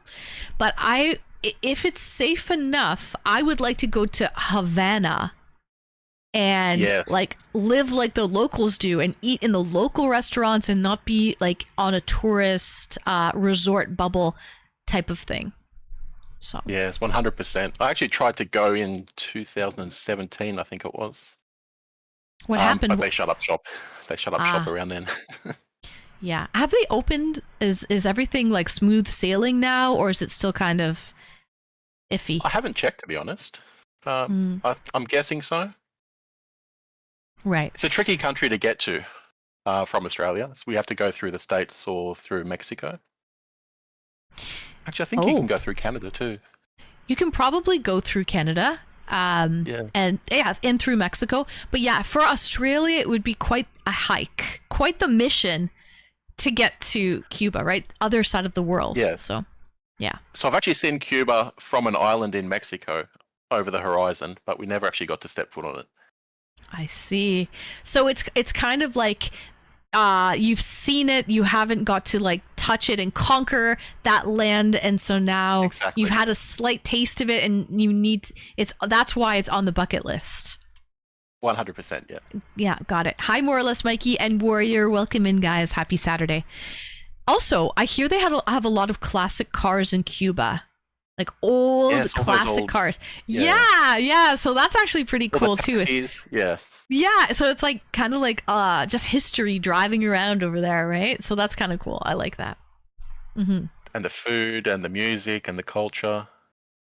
Oh yeah, absolutely. I think people are very friendly, and again, the crime level is not like, I would be kind of scared. Let's say, I don't know, some Caribbean countries. Let's say Haiti, for example. Yeah, that's maybe one country in the Caribbean that I would be a little apprehensive to visit, right? Yeah. But when it comes to Cuba, that's a fairly safe Caribbean country, I would say. So, yeah. Okay. What else? So that's the travel. Any other places you would like to travel to on your bucket list? Not really. At the moment, it's just a short-term list. I'm sure that'll get bigger as I get older. Mm-hmm. Mm-hmm. So my wife has actually been to 37 countries. Oh wow! So she's doing this challenge where she wants to visit a country every year, a new country every year. She is And I'll look well at- traveled. Yeah, she is. That's awesome. I'm fairly well traveled myself, but definitely not 37 different countries. So are you joining her in all of these adventures, or is she going solo sometimes? Like maybe you're not able to attend due to work or something like that. A bit of both. So I've been traveling overseas for work, and she traveled overseas for work as well. So she has Nice. about 15 extra countries on me. So I have a lot of catching up to do. Ah, that's okay. All in due time. And that means that you've traveled to quite a few countries before, Fresh Muff. Yes. You Yes. have. Okay. Good. Okay, so those are the countries. Japan is Yep. amazing. Hawaii is amazing. China is interesting. I do like the interesting ones. It doesn't have to be like Okay. mainstream. Yeah. Like okay. like your Cuba and your China are a bit interesting. Yeah. Okay, yeah. So, yeah, China, interesting. That's kind of the same with me. I want to go to the Himalayas. So, probably have to go access it through Nepal. And I understand that Nepal is a developing country and it would be an interesting trip. It's not a luxury type of trip. I'm not expecting a 5-star resort or anything like that. I'm expecting to rough it a little bit. And I know that. But that makes it a little more interesting for me. Like it's like a little bit more unlocked, right? Path less traveled, maybe, I guess. Yeah, Yeah, I want to exactly. go to Nepal. Yeah. So that's on my list. I don't necessarily want to summit Everest. There's some other beautiful mountain ranges out there, like Annapurna, for example, a little bit lower than Everest. I would like to go on some great hikes, but I don't necessarily want to like summit Everest or anything like that. But I kind of want to just go and be there and see the mountains and be like, just in awe with the energy and the vibe of the whole area. I think it is a very sacred place for good reason. So, yeah, I don't know. I'm think- drawn to it. I think even reaching base camp would be an experience. It would. It absolutely would. I would be totally content reaching base camp and then turning around and that's it. That's all. Base camp is enough. Welcome in first time chatter. Can you? Right, not my focus. Yeah, my focus is not summiting Everest, but it's just being there with all of those amazing mountains. Ah, there we go, Saturn. Ba-ba-ba-ba. Ba-da-ba-ba-ba-ba. Okay. So, what else, Fresh Muff? What else do you have on your wish list? You were saying, okay, travel. You said food, and what was the last one?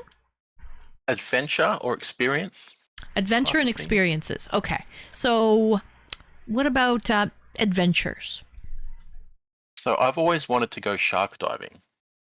Oh, And wow. Okay. Not the type of diving in a cage, like where you're out in the water with them, like with tiger sharks. Tiger sharks are actually very aggressive, I think, right? They can be, but they're also, from what I've seen, they can be quite placid if you know how to act around them. Give him a little bonk on the nose. Exactly, kind of steer them away. Mm-hmm. I've been watching so much Shark Week, I'm probably an expert by now. So, living in Australia, that might actually be really attainable. Do you have tiger sharks in Australia? I know you do, probably yeah. have okay. I've seen plenty of them from a boat. I've never been in the water with them. Big ones? How big? Like man-eaters? Yeah, probably. Oh gosh. And do they live in like I know tiger sharks I think can come in pretty shallow water as well. And can they live in brackish water where it's like half freshwater, half saltwater? I don't think so. I could be wrong. I know bull sharks can. We get a lot Yeah. of those in Sydney. They come Okay. up the river, Okay. and they're actually more aggressive than tiger sharks. Oh.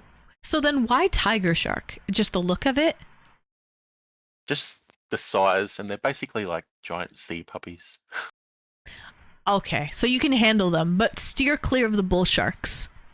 Pretty much, yeah. Oh geez. So the bull sharks, are worse than tiger sharks. Good to know. And they can live in brackish. Okay, which is very scary.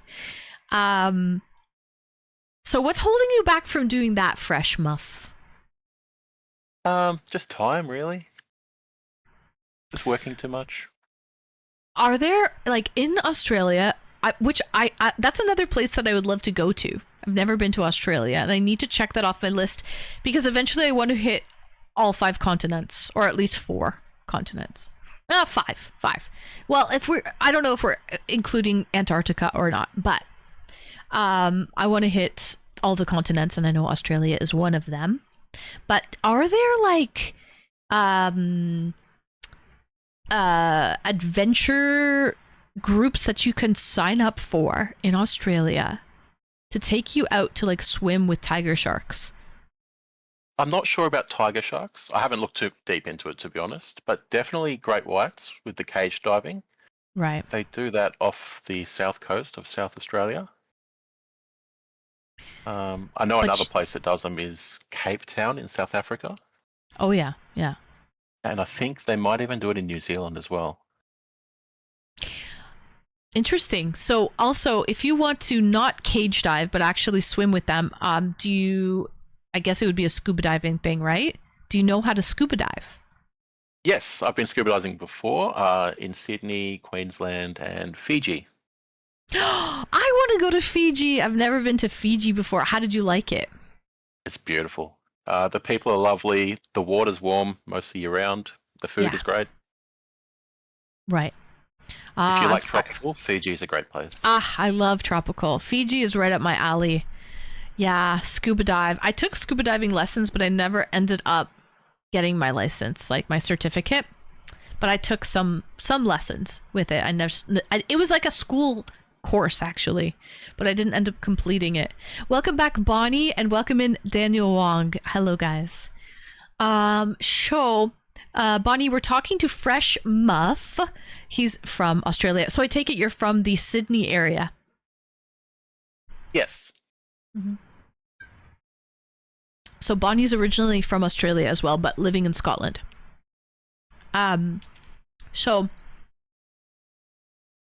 Okay. Sydney Ciders Unite. She's from Sydney as well. Okay, so I hear the scuba community is really cool world round.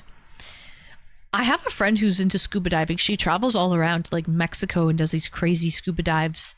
Yeah, it seems like a pretty cool community to be a part of, to be honest. I would love it. Good night, Wesley. Yeah, the diving in Mexico is great too. I haven't been scuba diving there. I've been snorkeling there. But I'd love to go scuba diving there. Yes. So that's what I've heard. And yeah. But yeah, I would love even snorkeling in Mexico. I haven't actually been to Mexico. I really do need to go to Mexico. But okay. So swimming with tiger sharks, in particular tiger sharks. What other experiences would you like to do, Muff? I would like to run a marathon one day. A full marathon, not a half. A full marathon. And I'm a long way off achieving that goal, but I'll work towards it. Yeah. So you and me both. But a full marathon, isn't it something like 22.5 kilometers or something like that? I thought it was 40 something. Oh, the half marathon is 20. Yeah. Oh, jeez. Good luck. Good luck to you, Muff. Good luck. 42 kilometers.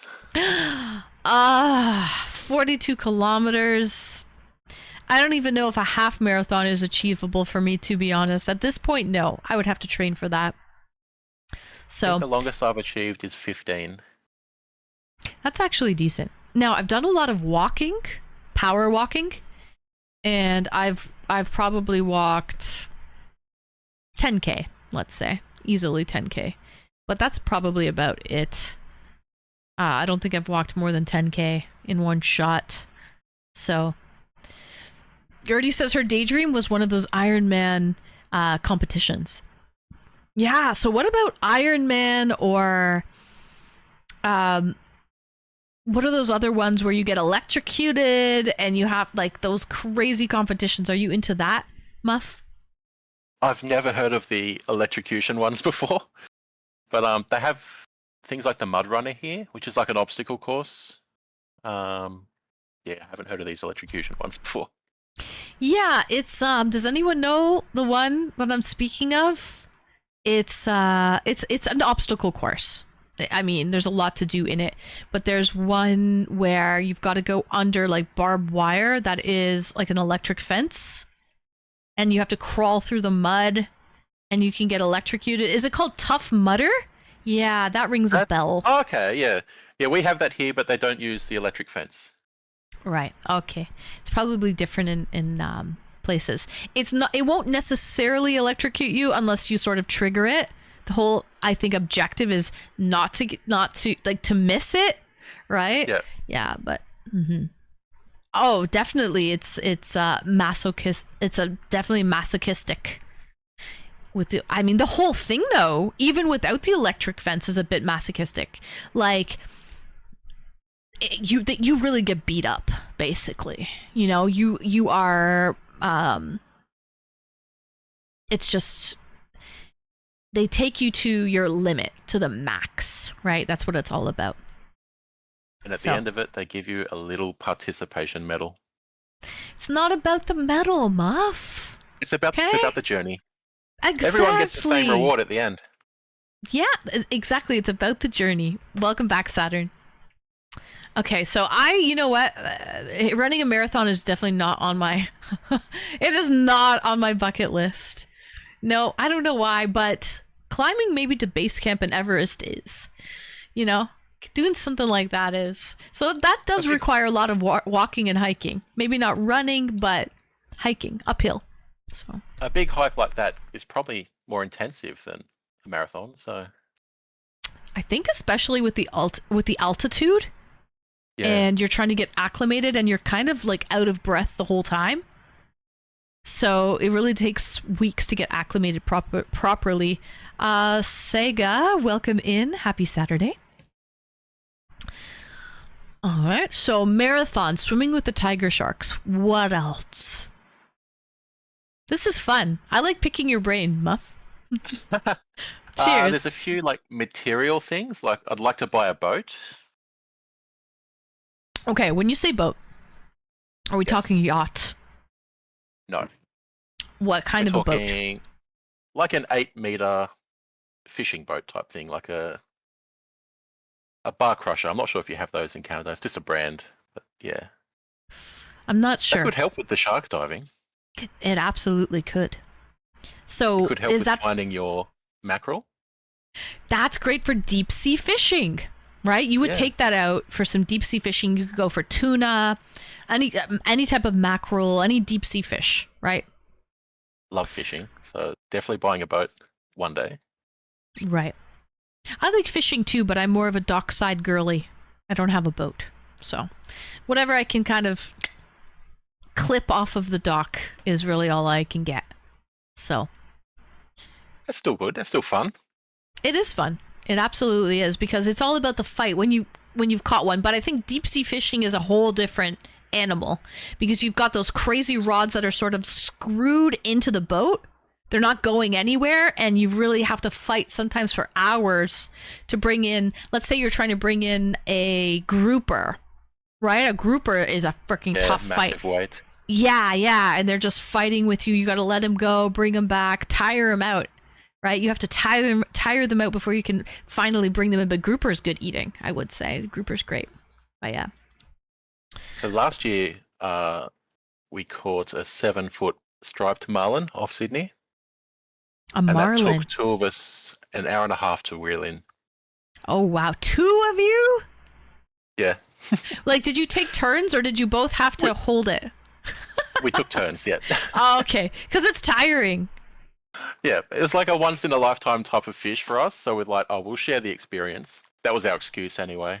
Oh, that's cute. 7 foot? Is that what you said? 7 foot? How long was it? Yeah, it was. Wow. Yeah, around 7 foot. It was just taller a little than bit you. Shorter than the boat. Yeah. Yeah. Wow. And how much meat? How did you weigh it?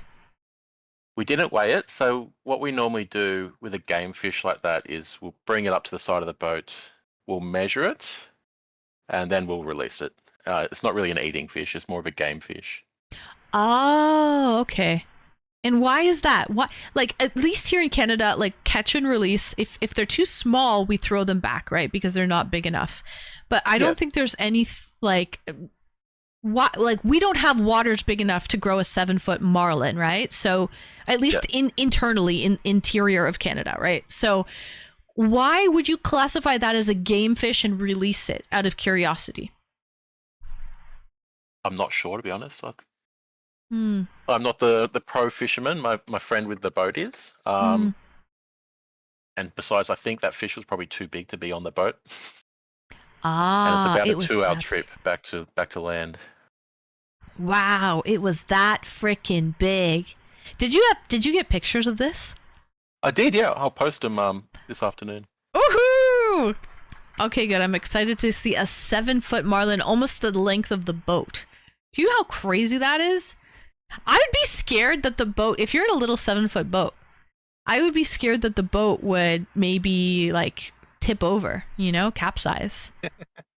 So, yeah, you've got to be careful with your balance in a little boat like that with a big fish. So, wow, I had no idea that there was game fish that were so large that would catch and release. I thought that only went the other way when it was too small.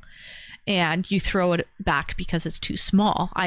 So I had no idea. You learn something new every day. Okay. What else, Muff? What else you got? I've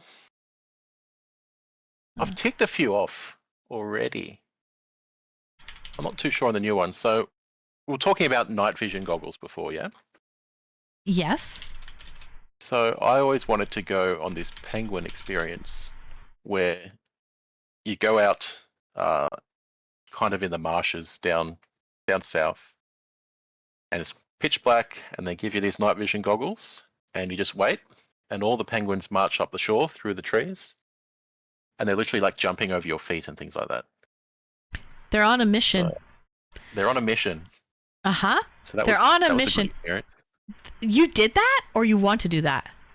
I did that, yeah, a few years ago. That was quite fun. Oh, you're very lucky because you're in the south, like southern hemisphere. So penguins live in the southern hemisphere.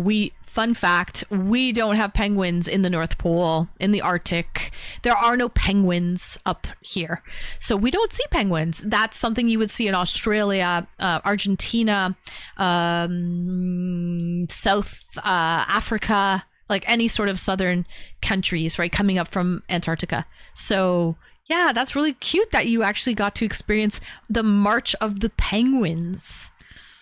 Interesting. You also mentioned something before about wanting to see the continents.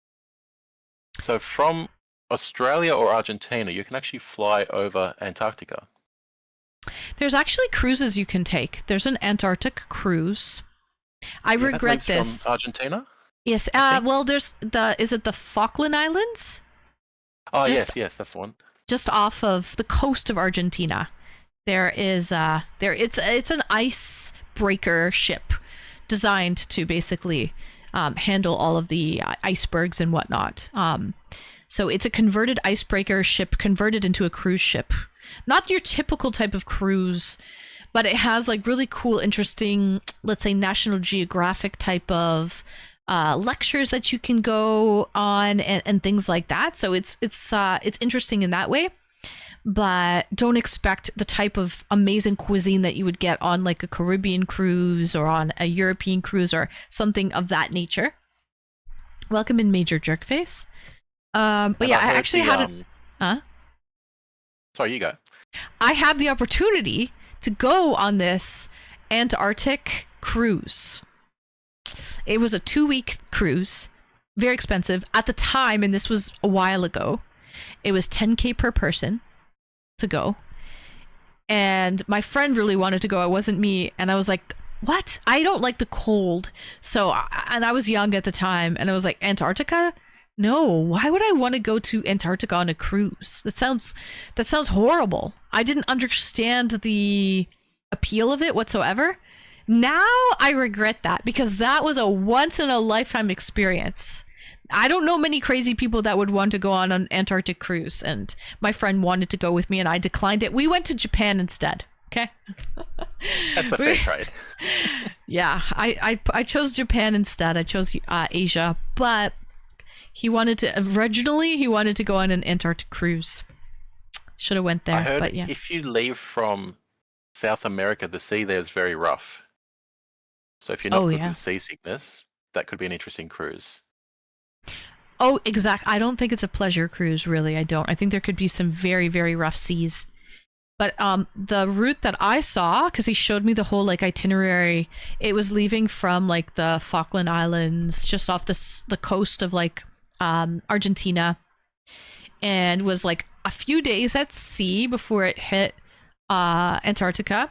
And it had actually cute little like adventures you could go on, like excursions. You know when you go on like to a resort and you go on excursions?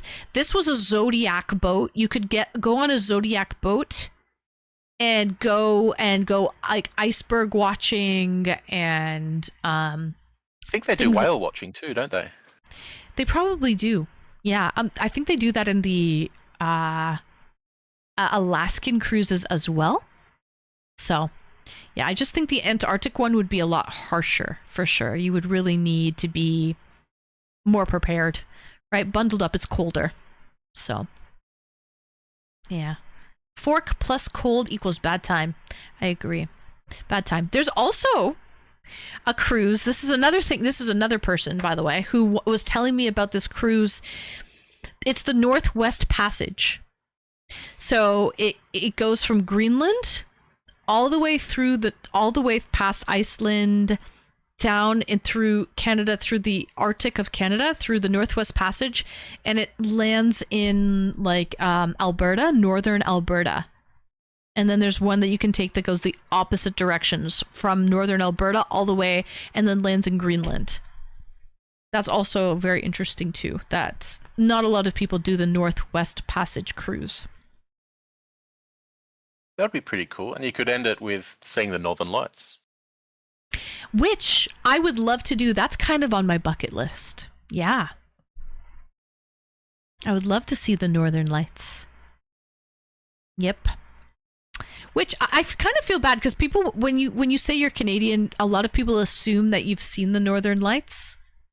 It's not really the case. I have not seen the Northern Lights, so yeah.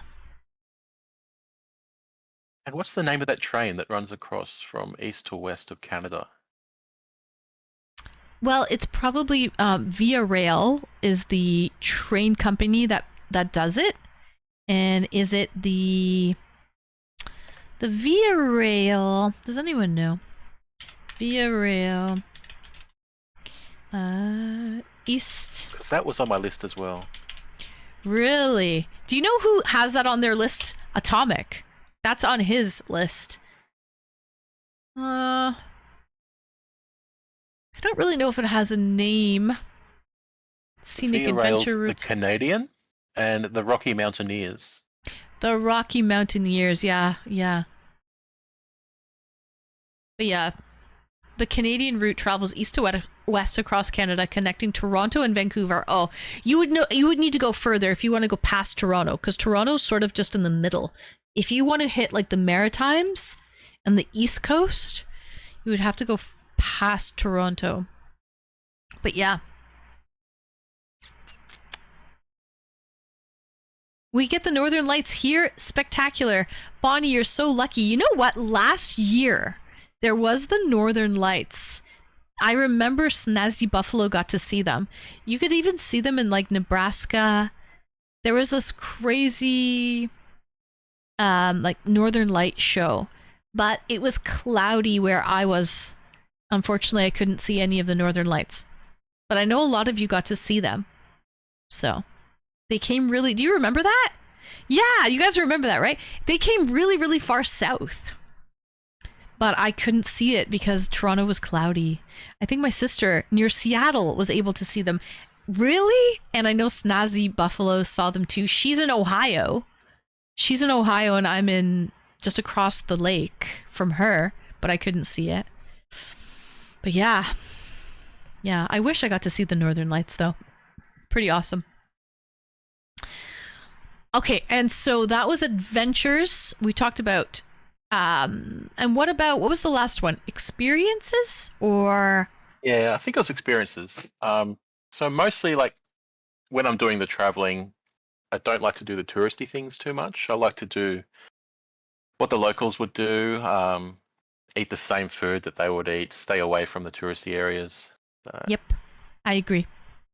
That would you not agree with me that is the true essence of the country at that point? If you are in a resort bubble, it could be the same sun, sea, sand, surf, right? Anywhere. Everything is sort of brought in, and it's not. If you're on a resort in Jamaica, let's say, and you never leave the resort, can you really say that you've been to Jamaica at that point?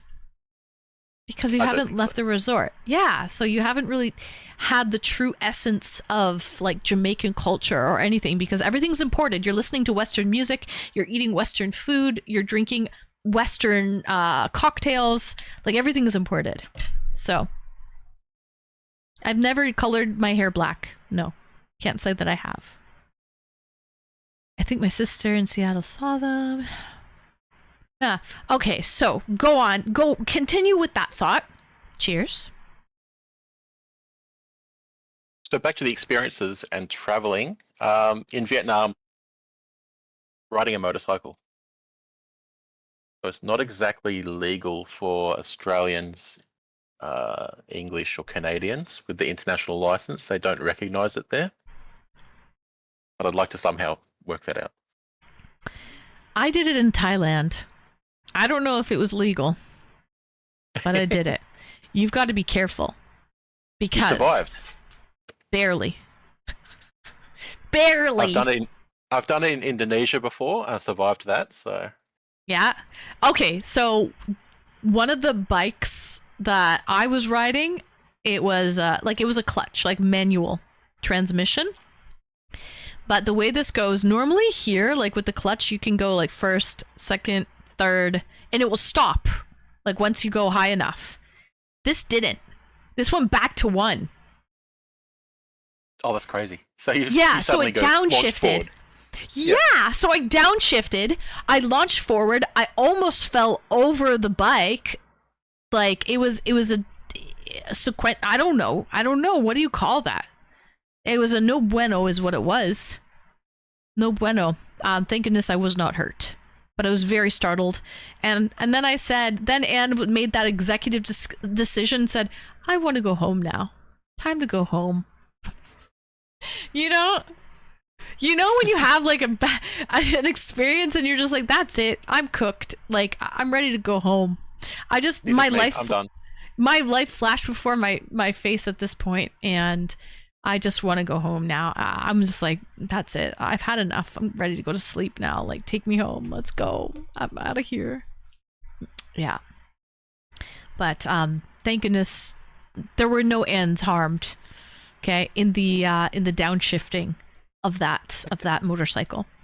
But it's actually really fun. A lot of people travel by like motorcycle and scooter and whatnot in those places. So, and you know, the one thing that I've learned, Muff, in those places is the use of the horn is completely different than at least here in North America. Okay, here we use the horn rarely. Oh, Bonnie, you're going to sleep? Good night, Bonnie. Thank you so much for joining, and we will see you on Tuesday, Bonnie. Sweet dreams. The use of the horn here is like, if we're mad, we'll signal it and we'll like hit it if we're pissed off. But the use of the horn in like Asia is like, they will notify you if they're changing lanes, if they're behind you. Like it's a friendly reminder, like a little alert, like a beep beep. You know? And it doesn't... Like a courtesy beep. It's a courtesy beep. Here, we don't have courtesy beeps with our horn. At all. We only lay it on if we're pissed. Yeah, and that's the truth. So you have to get used to the courtesy beeps. It's a friendly thing, and the beeps are good for you, not bad. Gina Stream Dad, welcome in. Yeah. and the organized chaos. It has a flow to it, though. The organized It does. chaos has a flow. You have to get, even people who cross the street, they know how to do it. Like, people don't even really slow down when people are crossing the street. They sort of just anticipate with the flow. And A lot of these everything. countries Yeah, don't even have sidewalks. that's very true. You know what? I never thought about that. It's very true. Yes. Everything seems to work out, though. Everything seems And to you don't work see out. many traffic lights or roundabouts. No. No, you Everyone do just- not. They just know where they need to be and how to get there. Yep. My dad was a motorcycle instructor for part of the war. He hardly touched one again once the war ended. The motorcycles? Makes sense. Maybe he has seen some things retro. People use their horns way more here in Texas than in Washington State. Oh, really? Maybe because there's a lot of Mexican people in Texas, Saturn. And maybe in Mexico, people are using the horn as a courtesy beep a little bit more than they would in like Washington State. That could be. Could be. But yes. Anything else, Fresh Muff? It was a great conversation tonight. It was, thank you. I think that's it. Atomic's waiting again. Yeah. So hopefully he's got his microphone sorted. Right. Thank you, Fresh Muff. Thank you so much for calling in. It's been a pleasure speaking to you, and I'm glad that I could hear your voice and the community could hear your voice as well. So thank you. Much appreciated. Thank you for having me. Cheers. Gertie! Oh, let's go, Gertie.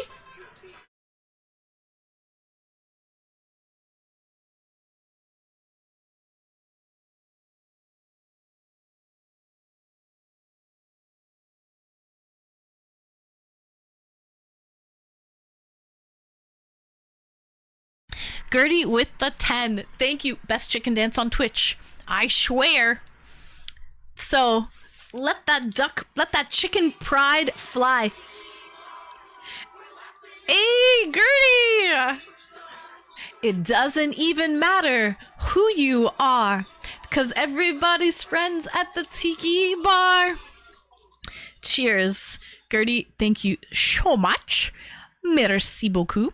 And Fresh Muff, thank you for calling in. Wow, I didn't realize we have a lot in common. You like the same type of travel that I do, and that's so important. So that's one thing. Before you travel with a friend, find out the type of traveling that they like to do. Do they like to sit on a resort for the week and rot by the beach? Okay, which is nothing wrong with it, but it's a different type of travel. Becca, welcome in, Becca. Greetings and welcome, girl. Happy Saturday. I had an ordeal today. My power was out for like hundreds of people. And then my light won't connect now because the power was out. Something happened with my light. But we're here and we are having an amazing stream. So welcome in, Becca. But yeah, before you travel, chat, okay? Make sure you figure out the type of traveling that your friends like to do. Are they the type that really like to get everything done and walk around and check everything off? Like that's me. For example, oh my god, I made that mistake one time. I went to Paris with someone.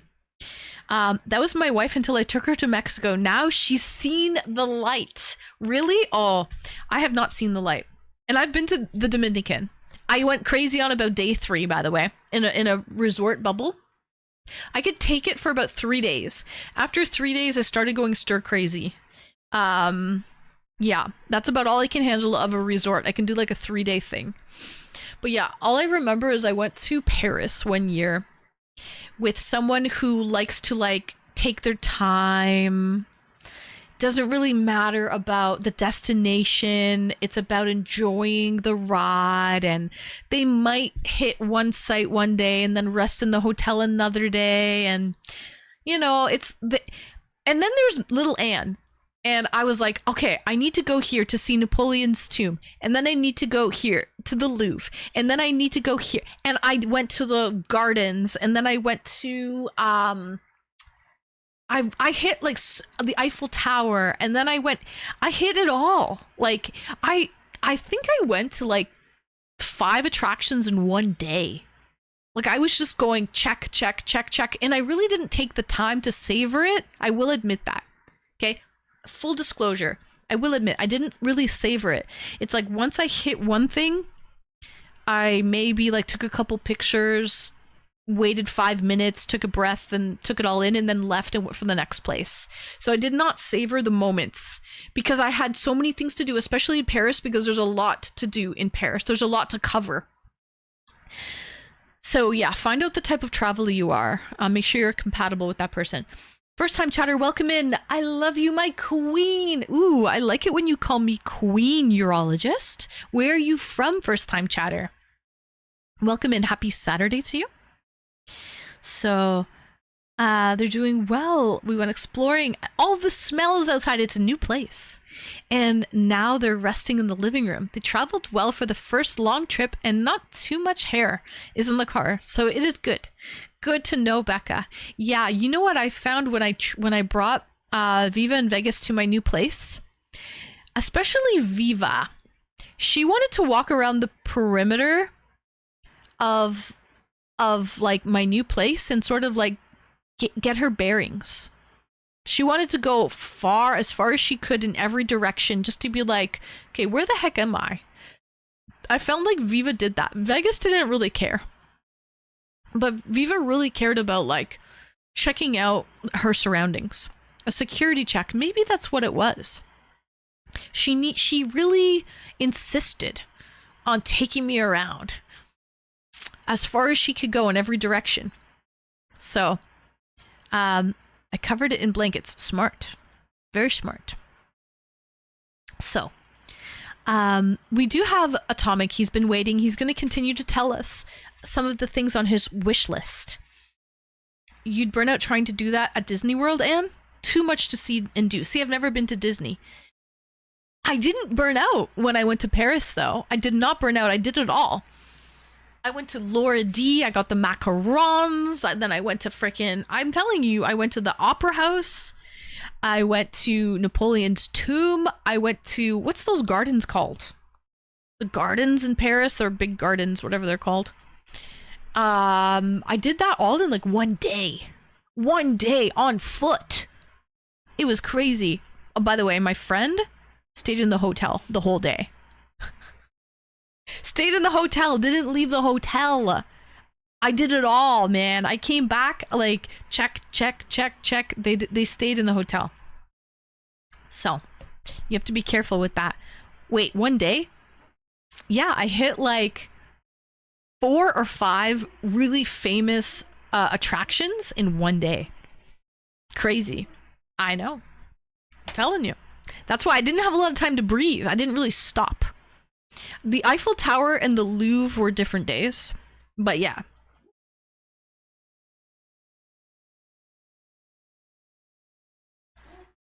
Okay, let's bring in Atomic.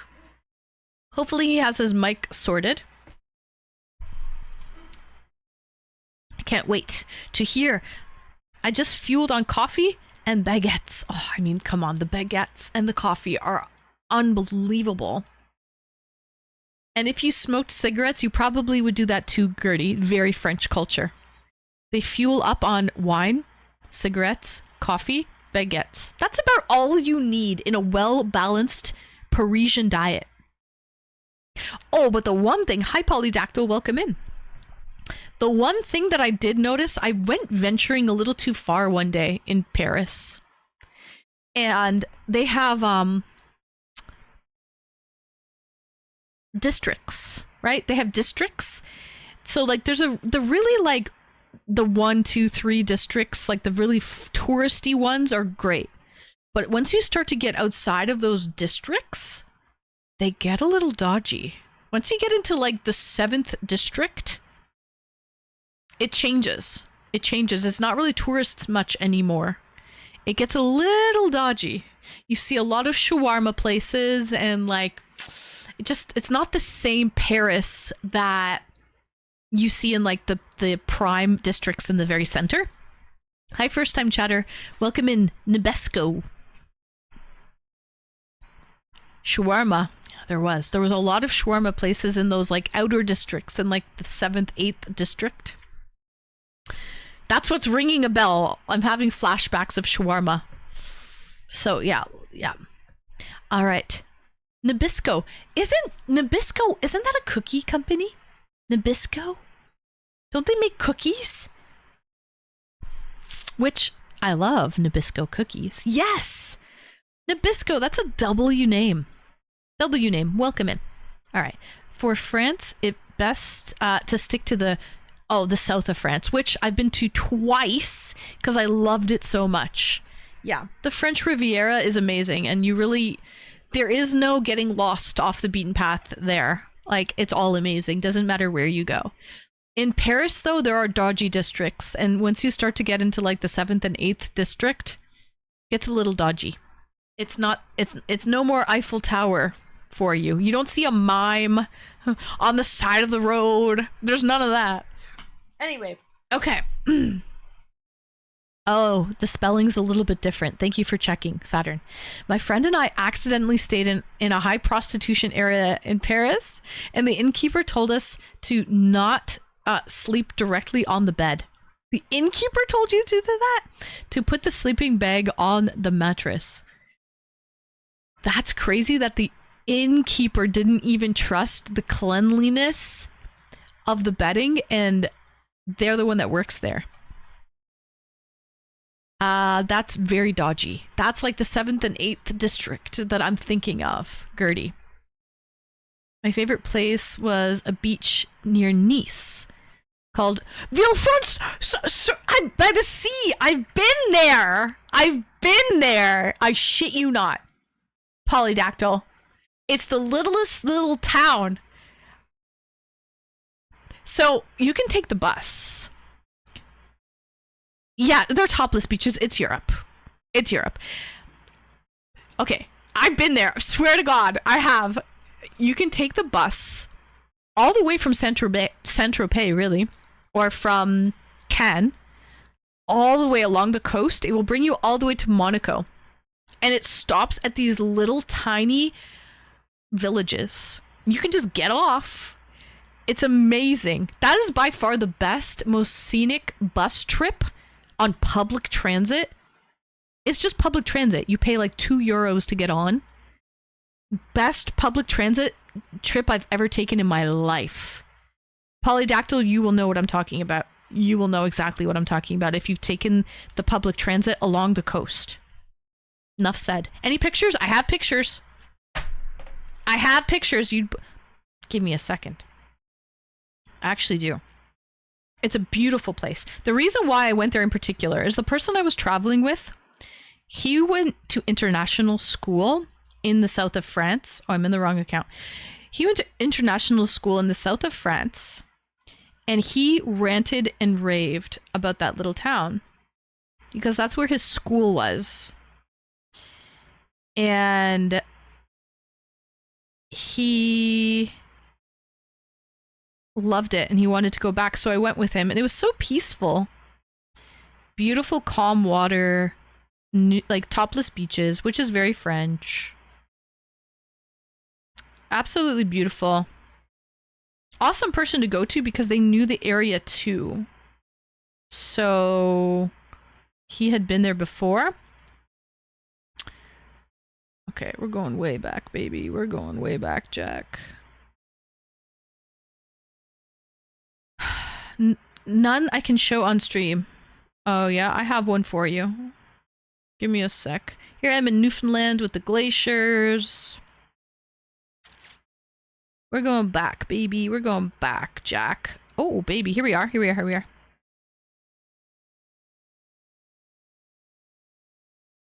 There's Eze, E-Z-E, which is very close to Villefranche. There's Monaco. There's the Monaco Grand Prix.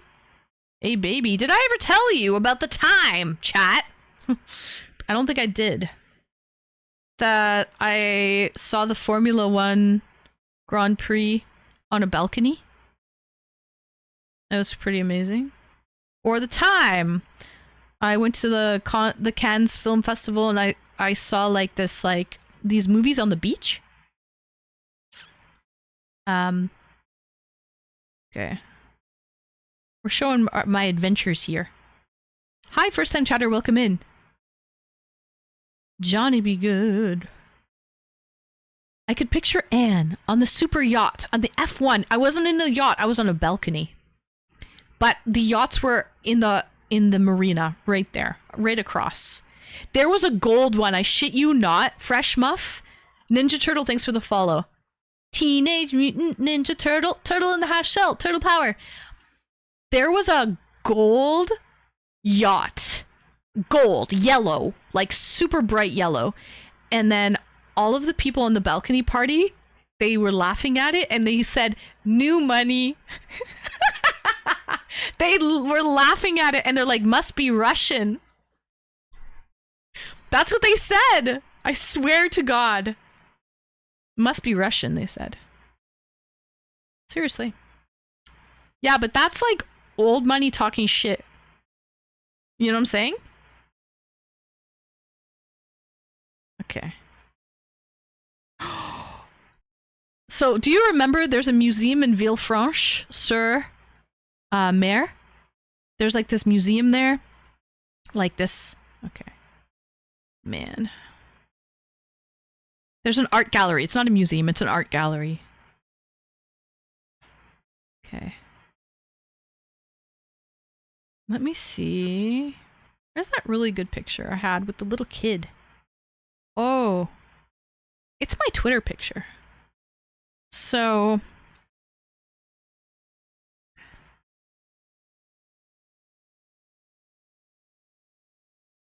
Johnny be good.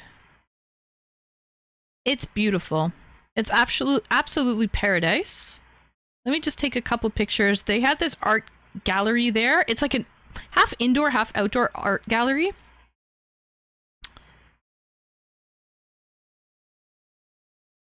The Russian ones often have a second yacht following behind them with just the toys on it. Typical. Very typical. Okay, so let me edit these for you so we can show you them.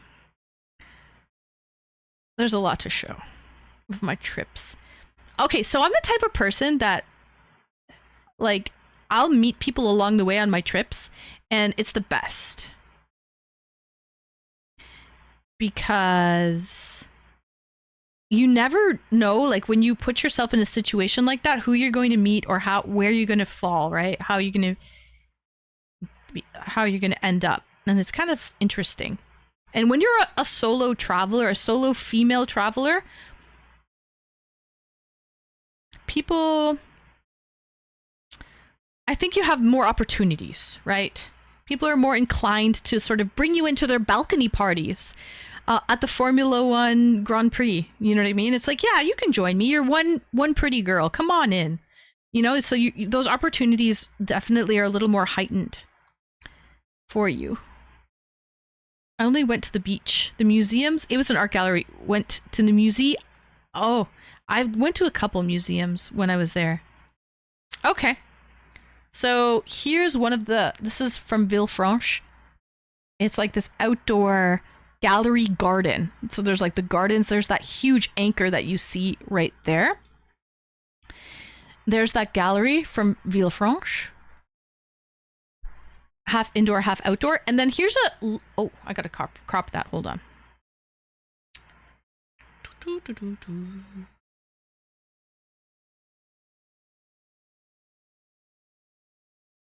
Why won't that crop?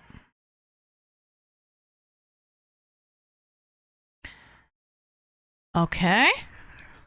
There's like kind of a look. You can see the beach down below. And then the Grand Prix from the balcony party was amazing. I went to 2 of them actually. This one is the starting grid. So that's the balcony. I'm on the 3rd floor. And then this one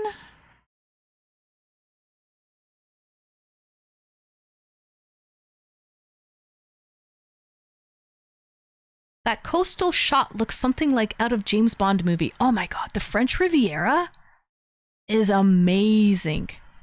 It's crazy. Would love to go to F1. It was great.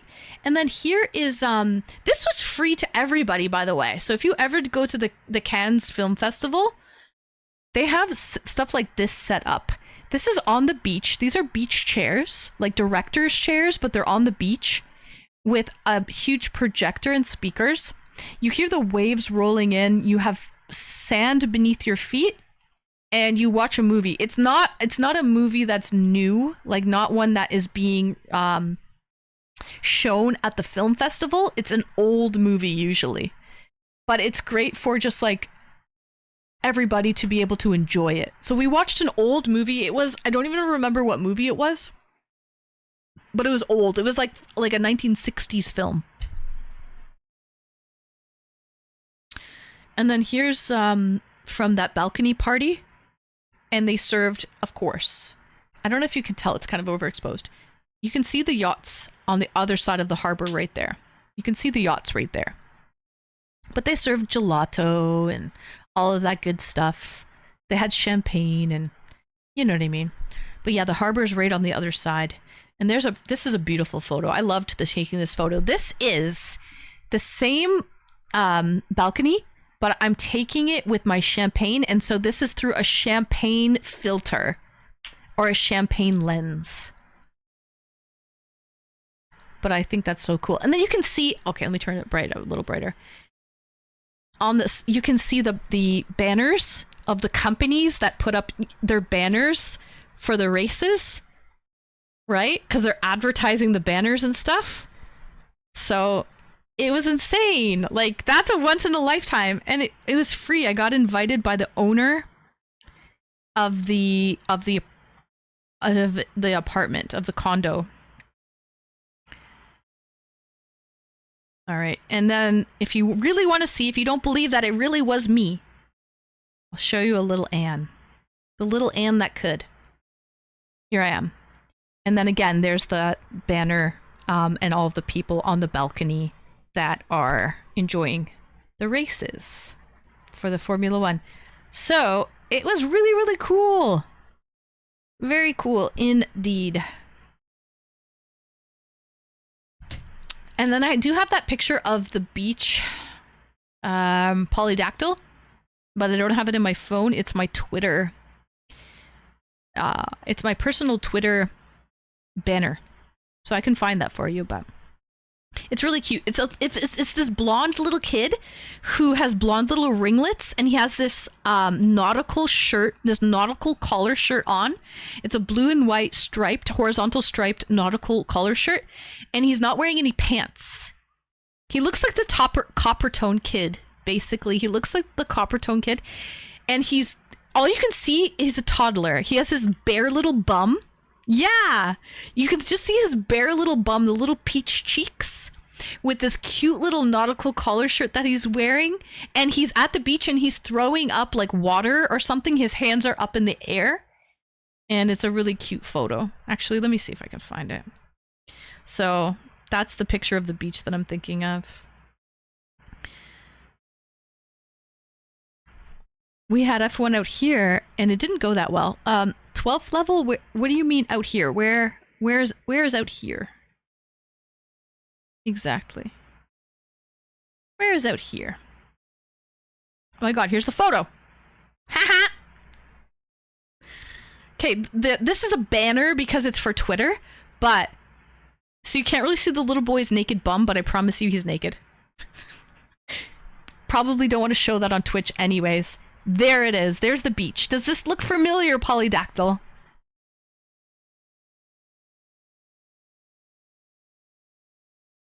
Found it. Hold on. Let me focus. There. Ah? Not too shabby. I don't think that girl's wearing a top. She might be topless.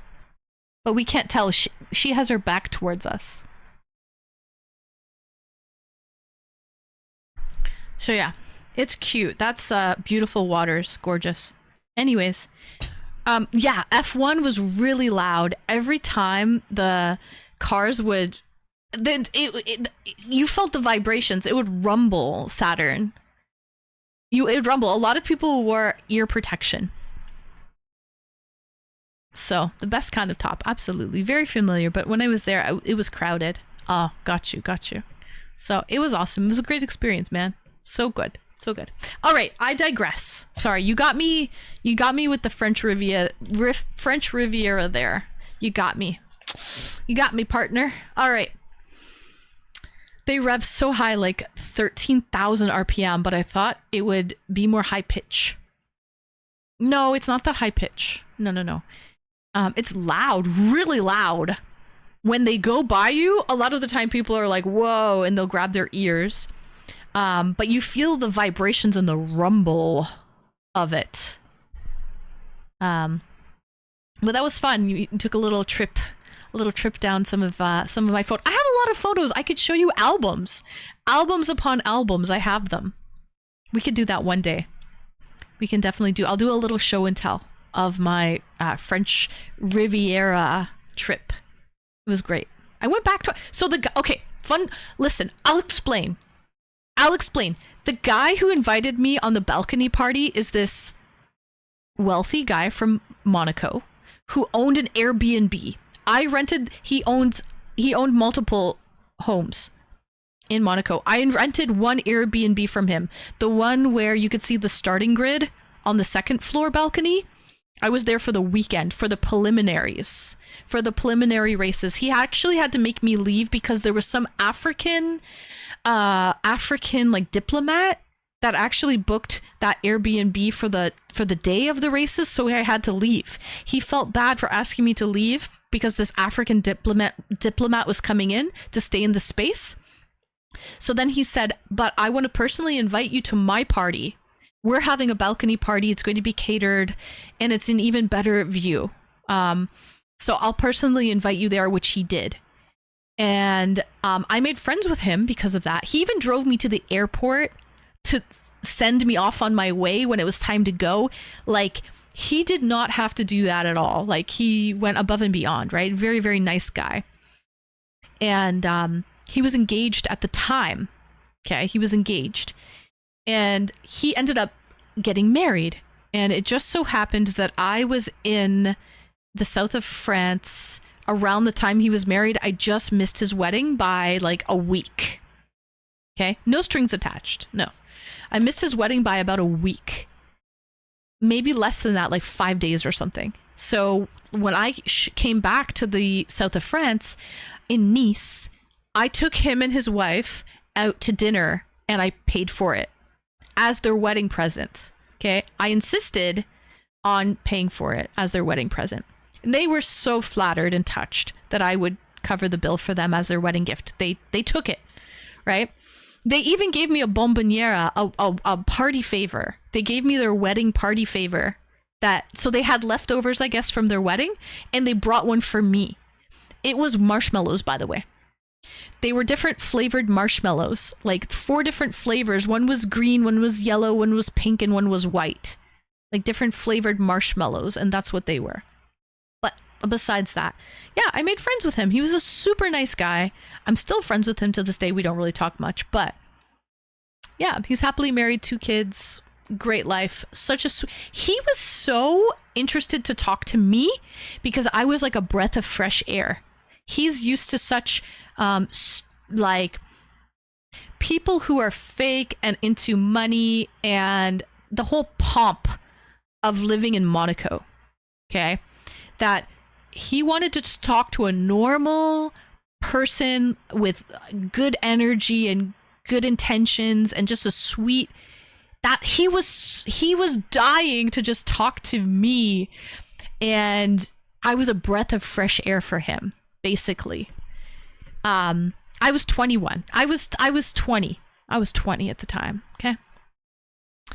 And he loved it. He loved it. Welcome in the Great Sage Fist. I already said hi to you though, but hi again. Anyways, such a wonderful person. It was so enjoyable. And that's how that ended up happening. That's how I ended up getting invited to the Formula One balcony party of the races. It was amazing. It was great. Anyways, that being said, we need to bring in Atomic, okay? Because we have more bucket list stories for Atomic, okay? More bucket list stories for Atomic. He definitely got a good rating on Airbnb from you. Absolutely. He was the first person that I remember he picked me up one time. By the way, the elevator was so tiny. It was like 2 people could fit in this little elevator. That was it. Anyways, because Monaco's a tiny country, right? And he was wearing a collar shirt and a blazer, like a suit jacket. He was wearing a suit jacket and a collar shirt on top, and maybe a tie on top. And then below the waist, he was wearing jeans and Converse shoes. And I was like, wow, that's such an interesting... This was pre-COVID, by the way. This was pre-COVID, right? So I was like, that's such an interesting, like, wardrobe that you're wearing. You're, like, all business up top, and you're, like, just casual down below. And then he said to me, well, yeah, he goes, I'm just usually on video conference calls all day, and they only see me from the waist up. That's all I need to worry about. And I was like, wow, that's so interesting. And that was before COVID.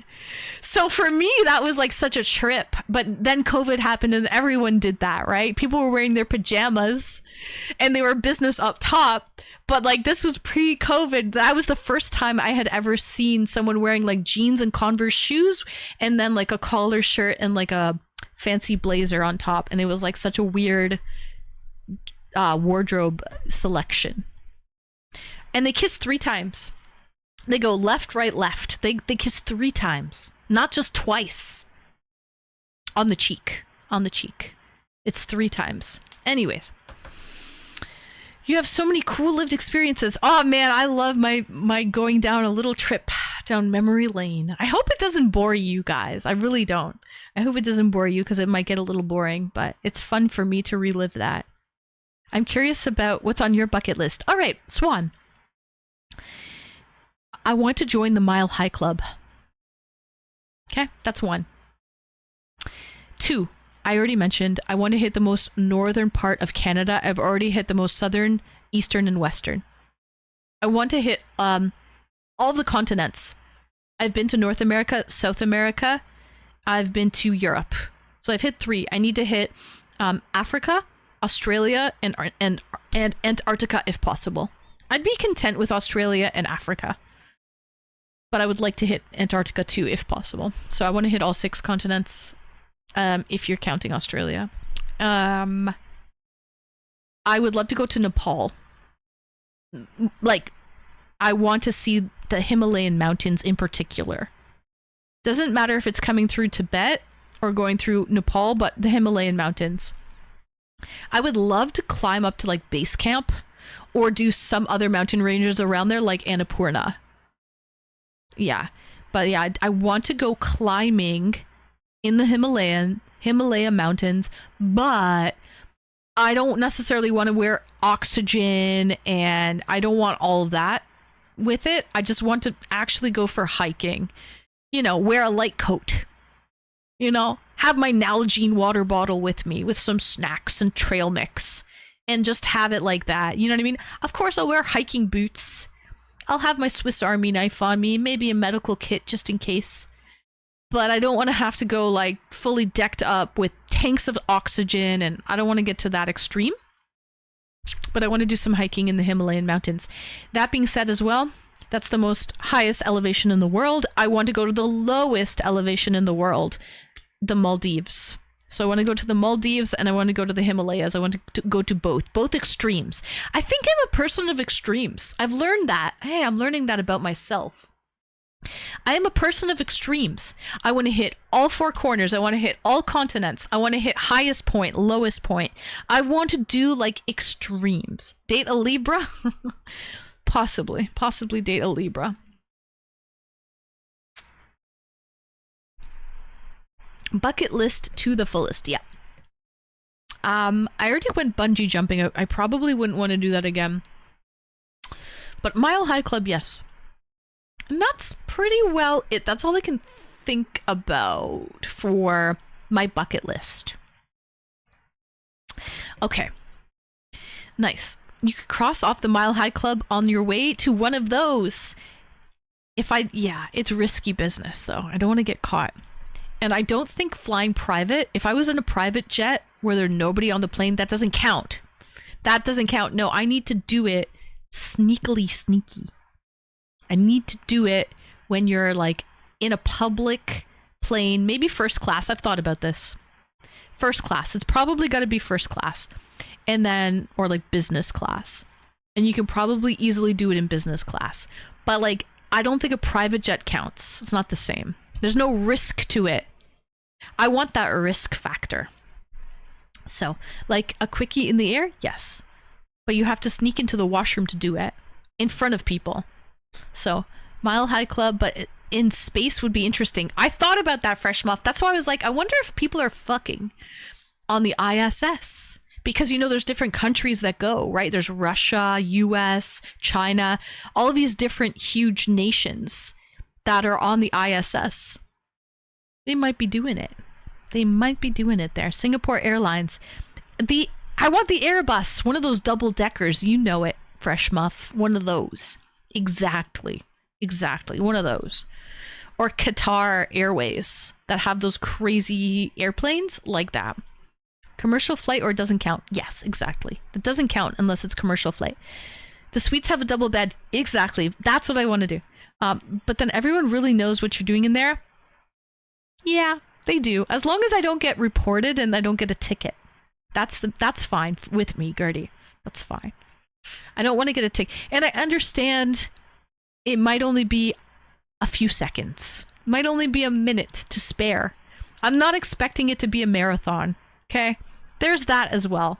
Okay? I'm not expecting it to be a very long venture. Just a quickie. I think they have to have it going down in the ISS for sure. Come out of the nasty bathroom with that walk of shame. I would be proud. I would have a smile ear to ear. There would be no walk of shame with that, my friend, as long as I don't get reported. Because I think the ticket for that is pretty hefty. I don't even want to know what the fine would be. But it's probably... Heck, it could be jail time. I don't know. They're tight on aircraft. If you break the rules, it could be very, very bad. I don't care, Gertie. We're getting dirty. We're getting dirty at 40,000 K above in the clouds. We're getting dirty in those clouds. Maybe just an in and out, just to claim accomplishment. Exactly. I would be fine with that. Just do it. Just, you know. So, yeah. I've thought about it. Trust me, I've thought long and hard. Long and hard, chat, about that. Just need to do it. I have flown business class a couple times. But the person I was with was the same person that spent the day in Paris in the hotel room and didn't travel around. There's no way they were going to join the Mile High Club. There is no way in hell. Do you know what I mean? I wasn't with the right person. Welcome in, Vaughn. Hello. Did you join the Mile High Club? Out of curiosity? We're talking bucket list tonight, Vaughn. Bucket list. Alright. Sometimes quickie is very stimulating. Sometimes it does the trick. Alright, listen, we have to bring in Atomic, okay? Oh, nice. Congratulations. That is on my bucket list, Vaughn. I know. We've got to bring in Atomic. I can't let him wait any longer. So let's bring in Atomic. Atomic, I apologize for keeping you waiting for so long. Welcome in, Atomic. I don't even want to give excuses to the poor guy. You know what I mean? I don't want to even give excuses to him. Atomic! Vaughn, how have you been? Long time no see. How have you been, Vaughn? What have you been up to? Happy 4th of July. The last time I saw you was on the... It's been a minute still. It's been a minute. Oh, man. June 12th? June 12th! Oh my goodness, my mom's birthday. Almost a month ago. Mysterious, welcome in, Mysterious. I've never been to the Calgary Stampede, but I've been to Calgary. But never to the Stampede. He might be AFK. Maybe he's making something to eat. Or something. He's here, but I don't... Like, he's not lighting up. So it's not like he's trying to talk or anything right now. But he's... He could be AFK. Heck, he could be draining the main vein or something. But yes. We're gonna chat and hope he comes back and hope he comes to life.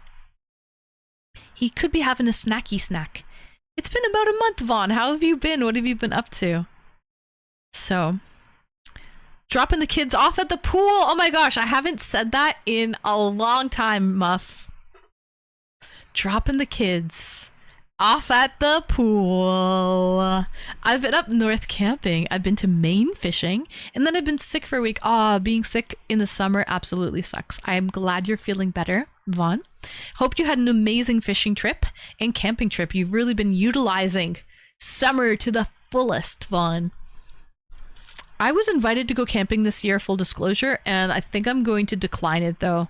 Because all of my camping gear is in Toronto, and it means I would have to go back to Toronto to get all of my camping gear, to then head north, hours away, and it's just, honestly, it's too much. So, unfortunately, I'm going to decline the camping trip I was invited on this year. So...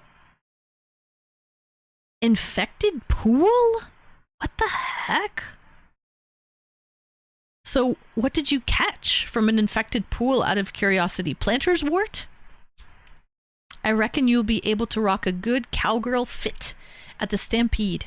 Oh, I'm absolutely. If I went to the Calgary Stampede, you better believe I would be rocking the best cowgirl fit ever. I need some boots. I need a hat, partner. I need a hat, partner. Oh, shit. But yes. Great song. Burning down the house. Let's turn it up as we're waiting for Atomic. He might come back. I don't want to leave the poor guy hanging. I've left the guy hanging for hours. So, there's that. There we go. So let's chat for a little bit as we wait for Atomic. I think it won't happen, Anne. It might not. It might not, but Saturn, a girl has hope and a couple sips left of her beer. Alright? Rootin' tootin'. Bootin' goofin'. A little rootin' tootin'. Don't go back to Toronto unless you have to. Take it from me. Aw, Retro, that's sweet. Well, I'm going back to Toronto next week. So I'll be there for about a week. And then I'm heading back to Toronto again in August. You guys will see I'll be staying at that lovely hotel and doing some IRL streams. And I'll be doing an IRL stream at the Fan Expo convention. So I'll be doing that. Now you guys got me. Oh, you had an infected tooth from a pool? You got a tooth infection from a pool? No way, Vaughn. Ouch. Well, I hope you got some antibiotics and you got it sorted. Hope you're feeling better. Now I'm in the mood to share some of my photo albums with you guys of the south of France. So, okay, Tuesday's going to be music night, but maybe we'll do it on like Thursday stream for our wildcard night. I'll show you guys some albums. I'll download them. Make sure I'll go through them and make sure they're all good. And then ignore the pool. Oh, okay, got you.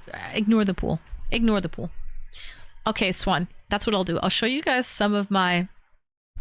I'll show you my Monaco and my Nice and my Cannes and South of France albums. It's a good time. Gertie, I'll look for the ICE train in Germany, the high-speed rail with the currywurst that they have on it. I'll look for those as well. But yeah, I've got great photos. I mean, they're not... I don't think they'll dox me. Like, you'll see the guy, you'll see the people I was with. I was with a Danish couple. They were his friends as well. I was with all these different people, and I don't think it's too doxing. There's no names involved. So, anyways, eating Snickers bars in the pool. It's hard to avoid the GTA for very long. Facts, yeah. Sub 3 only views. Tier 3. Oh, the tier 3 only views? To see the photo albums? No, well, I kind of want to share it with all of you guys. I have some pretty amazing... I've gone... Okay, so Muff, your wife, has beat me with 37 countries that she's been to. I've been in the high 20s. I've traveled to about... And a lot of those were like European countries, so, you know, they're all over Europe. They're still different countries, but, you know, I've been in the mid 20s. I think I've been to like 23 different countries before or something like that. So I've been around to about that many countries, and I have a lot of photo albums to show. I would love to show them. I've already showed you my China adventures when I taught English in China. So, and get yourself a midnight first class long flight and a willing man. With your looks and personality, you could get it for free. Ah, nice. Thank you for that, Vaughn. Much appreciated. This is Emotion. Thank you for the follow, Emotion. Yeah, I already thought about it. I would need a overseas flight, one of those like Airbus multi-tier, like big planes, have to fly business class or first class in order to make it possible, because they have different washrooms. Honestly, economy, the washrooms are too busy. Wouldn't be able to make it happen in economy. Too many people watching. The Airbus A380. See, Bochi already looked it up. So I need to go on one of those. So I'd have to travel to like Singapore, Dubai, something like that, you know? Only risk double, triple tier 3 views. Yeah, the China stream was great. That was my first time here. Was it really? Aw.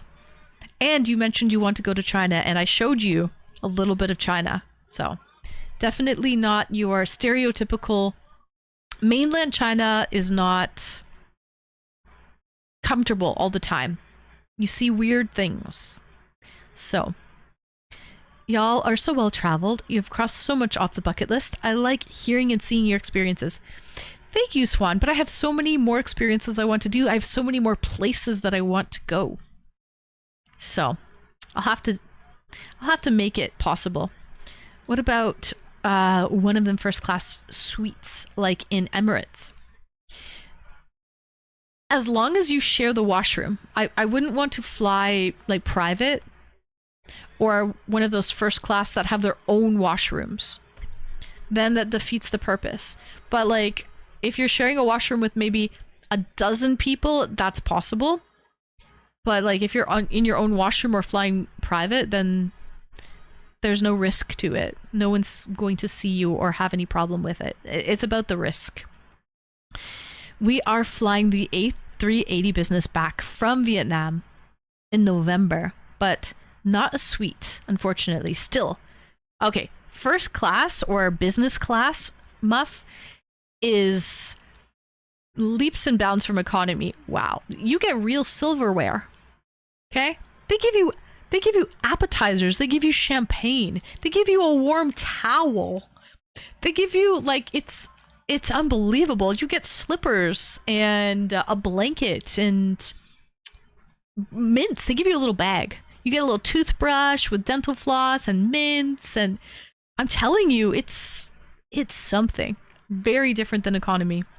Doesn't really matter if it's a private suite or not. It's definitely an upgrade.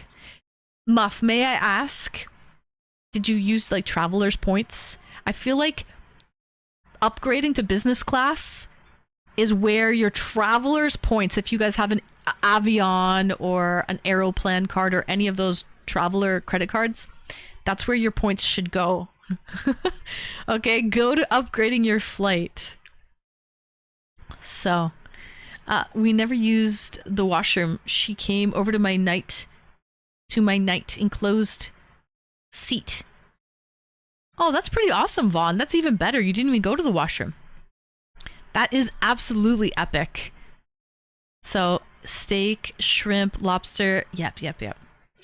The washroom has a shower, apparently. That's so cool. And I know there's certain at the airport, there's showers and things you can use too if you go to like the what do they call those? Lounges. Certain lounges with different airlines have showers that you can use, which is very convenient. But I find I'm always cold on a flight. I never sweat. I'm actually dry and cold. So like for me, showering is not my first priority because I don't really sweat. I'm dry and cold on a flight. But yeah. She gets perks with her job. Oh, she has airlines as clients. We don't even need to use points. So we spend the extra money on experiences. Super jelly, Muff. I don't know what your wife does for a living, but bravo. Make sure she never loses that job, okay? That's a keeper. Never lose that job. So, airport doesn't count. Still on the ground. Yes, I think cyber, yes. Some airports even have hotels in the terminal. I saw that. I know Singapore does, yeah. Even some American, like Atlanta and certain airports have these like interesting little hotels that you can book. Best feeling having a shower mid-journey, is it? I guess you can't miss something you've never had, so that's why I don't miss having a shower at the airport, because I've never had one. I've gone to the lounges, though, where they have, like, buffet food and Wi-Fi and leather couches you can put your feet up and just relax and chill. You're not, like, waiting in a terminal. So I've done the whole lounge thing, which is pretty nice. It totally changes flying, right? It changes the whole how one flies. But you know what, guys? We've given Atomic around 10 minutes. I think we're gonna throw the towel in. I have a feeling he's not coming back. Womp womp womp. Cheers. Unfortunately, Ozzy. Oh, you made it. Welcome in, Ozzy. Welcome. I've had quite the day. My light isn't working. I had a power outage. Thank you for trying. I did try because I feel bad because he waited for so long. But Ozzy, you're just getting home? Oh, nice. Well, I hope you had a great day. Welcome in, Ozzy. I know, what time is it for you in Australia right now? It's probably Sunday afternoon. Muff would know. Muff, is it Sunday afternoon for you right now? 2 p.m. There you go. Fresh Muff and Ozzy are both from Australia. Thanks for sticking it through and still streaming. Good, Swan. Well, I was almost ready to stream when the power went out. I had only about 15 more minutes to go. So I was like, oh man, I'm going to make this work. I'm going to make this work through hell or high water. And I did it. So thank you guys for having the patience. I still wasn't able to get the light going. Hopefully I can work on getting my light sorted out. I don't know what's wrong with it. I'm going to have to restart my router, restart my phones, turn off my PC, restart my PC. I'll just do a whole reboot of everything and hopefully that works. Unplug it, plug it back in again. I already did all of that, but I'll try again. I would have been freaking out. The thing I was freaking out with most, Gertie, is there's a heat wave going on right now and the air conditioning stopped, right? Because no power. And it was around, it got up to 78 degrees Fahrenheit in my place. And any warmer, like around 80 degrees Fahrenheit, I start to get concerned about my dogs at that point. So I was thinking, and it's like, where do I take them? Because there's a power outage everywhere here. There's no power at all. So I would have probably taken them in the car with the air conditioning and driven around for a couple hours with the AC on. or something like that. Yeah, I got up to 78 degrees, but thank goodness the power came on. So it's all good. Poor Vegas knew something was wrong because I have a battery pack. That's what was keeping my router going. But the battery pack was beeping. And so Vegas was a little bit concerned when he heard the beeping happening every minute. And Viva was great though. She slept right through it. She was not concerned whatsoever, but Vegas was a little bit concerned. But I just comforted him and let him know everything was fine. And I calmed him right down. He was okay. My dad worked at Southwest Airlines and I got to fly for free. It was amazing. Super lucky, Chaz. Very, very lucky. Yeah, turn it on and turn it back off again. I'll try again to get that light going. 78 is still cool. Yes, it's 72 here and it's winter. I know, but anything over 80 degrees Fahrenheit indoors with no air circulation, no airflow, I would start to worry about my dogs that are a little bit bigger, and they weren't panting or anything like that. So it didn't get to that level, thank goodness. But yeah, cooling mats for dogs are great for situations like this. I have ice packs in the fridge, in the freezer. So I could have pulled out the old ice packs if it got really bad, but it didn't get to that level, thank goodness. We were only without power for 2 hours. It was only about 2 hours, I think. Hi, first time chatter, welcome in. Gypsy Crusader, welcome to the Discord. Unfortunately, we took our last caller for the night, but you can always call in next Saturday, Gypsy Crusader. Next Saturday, we'll have a different topic. All right, tonight was bucket list. Thank you, everyone, for calling in. And poor Atomic, I'm sorry, Atomic, for leaving you hanging. He's AFK. Poor guy. Poor Atomic.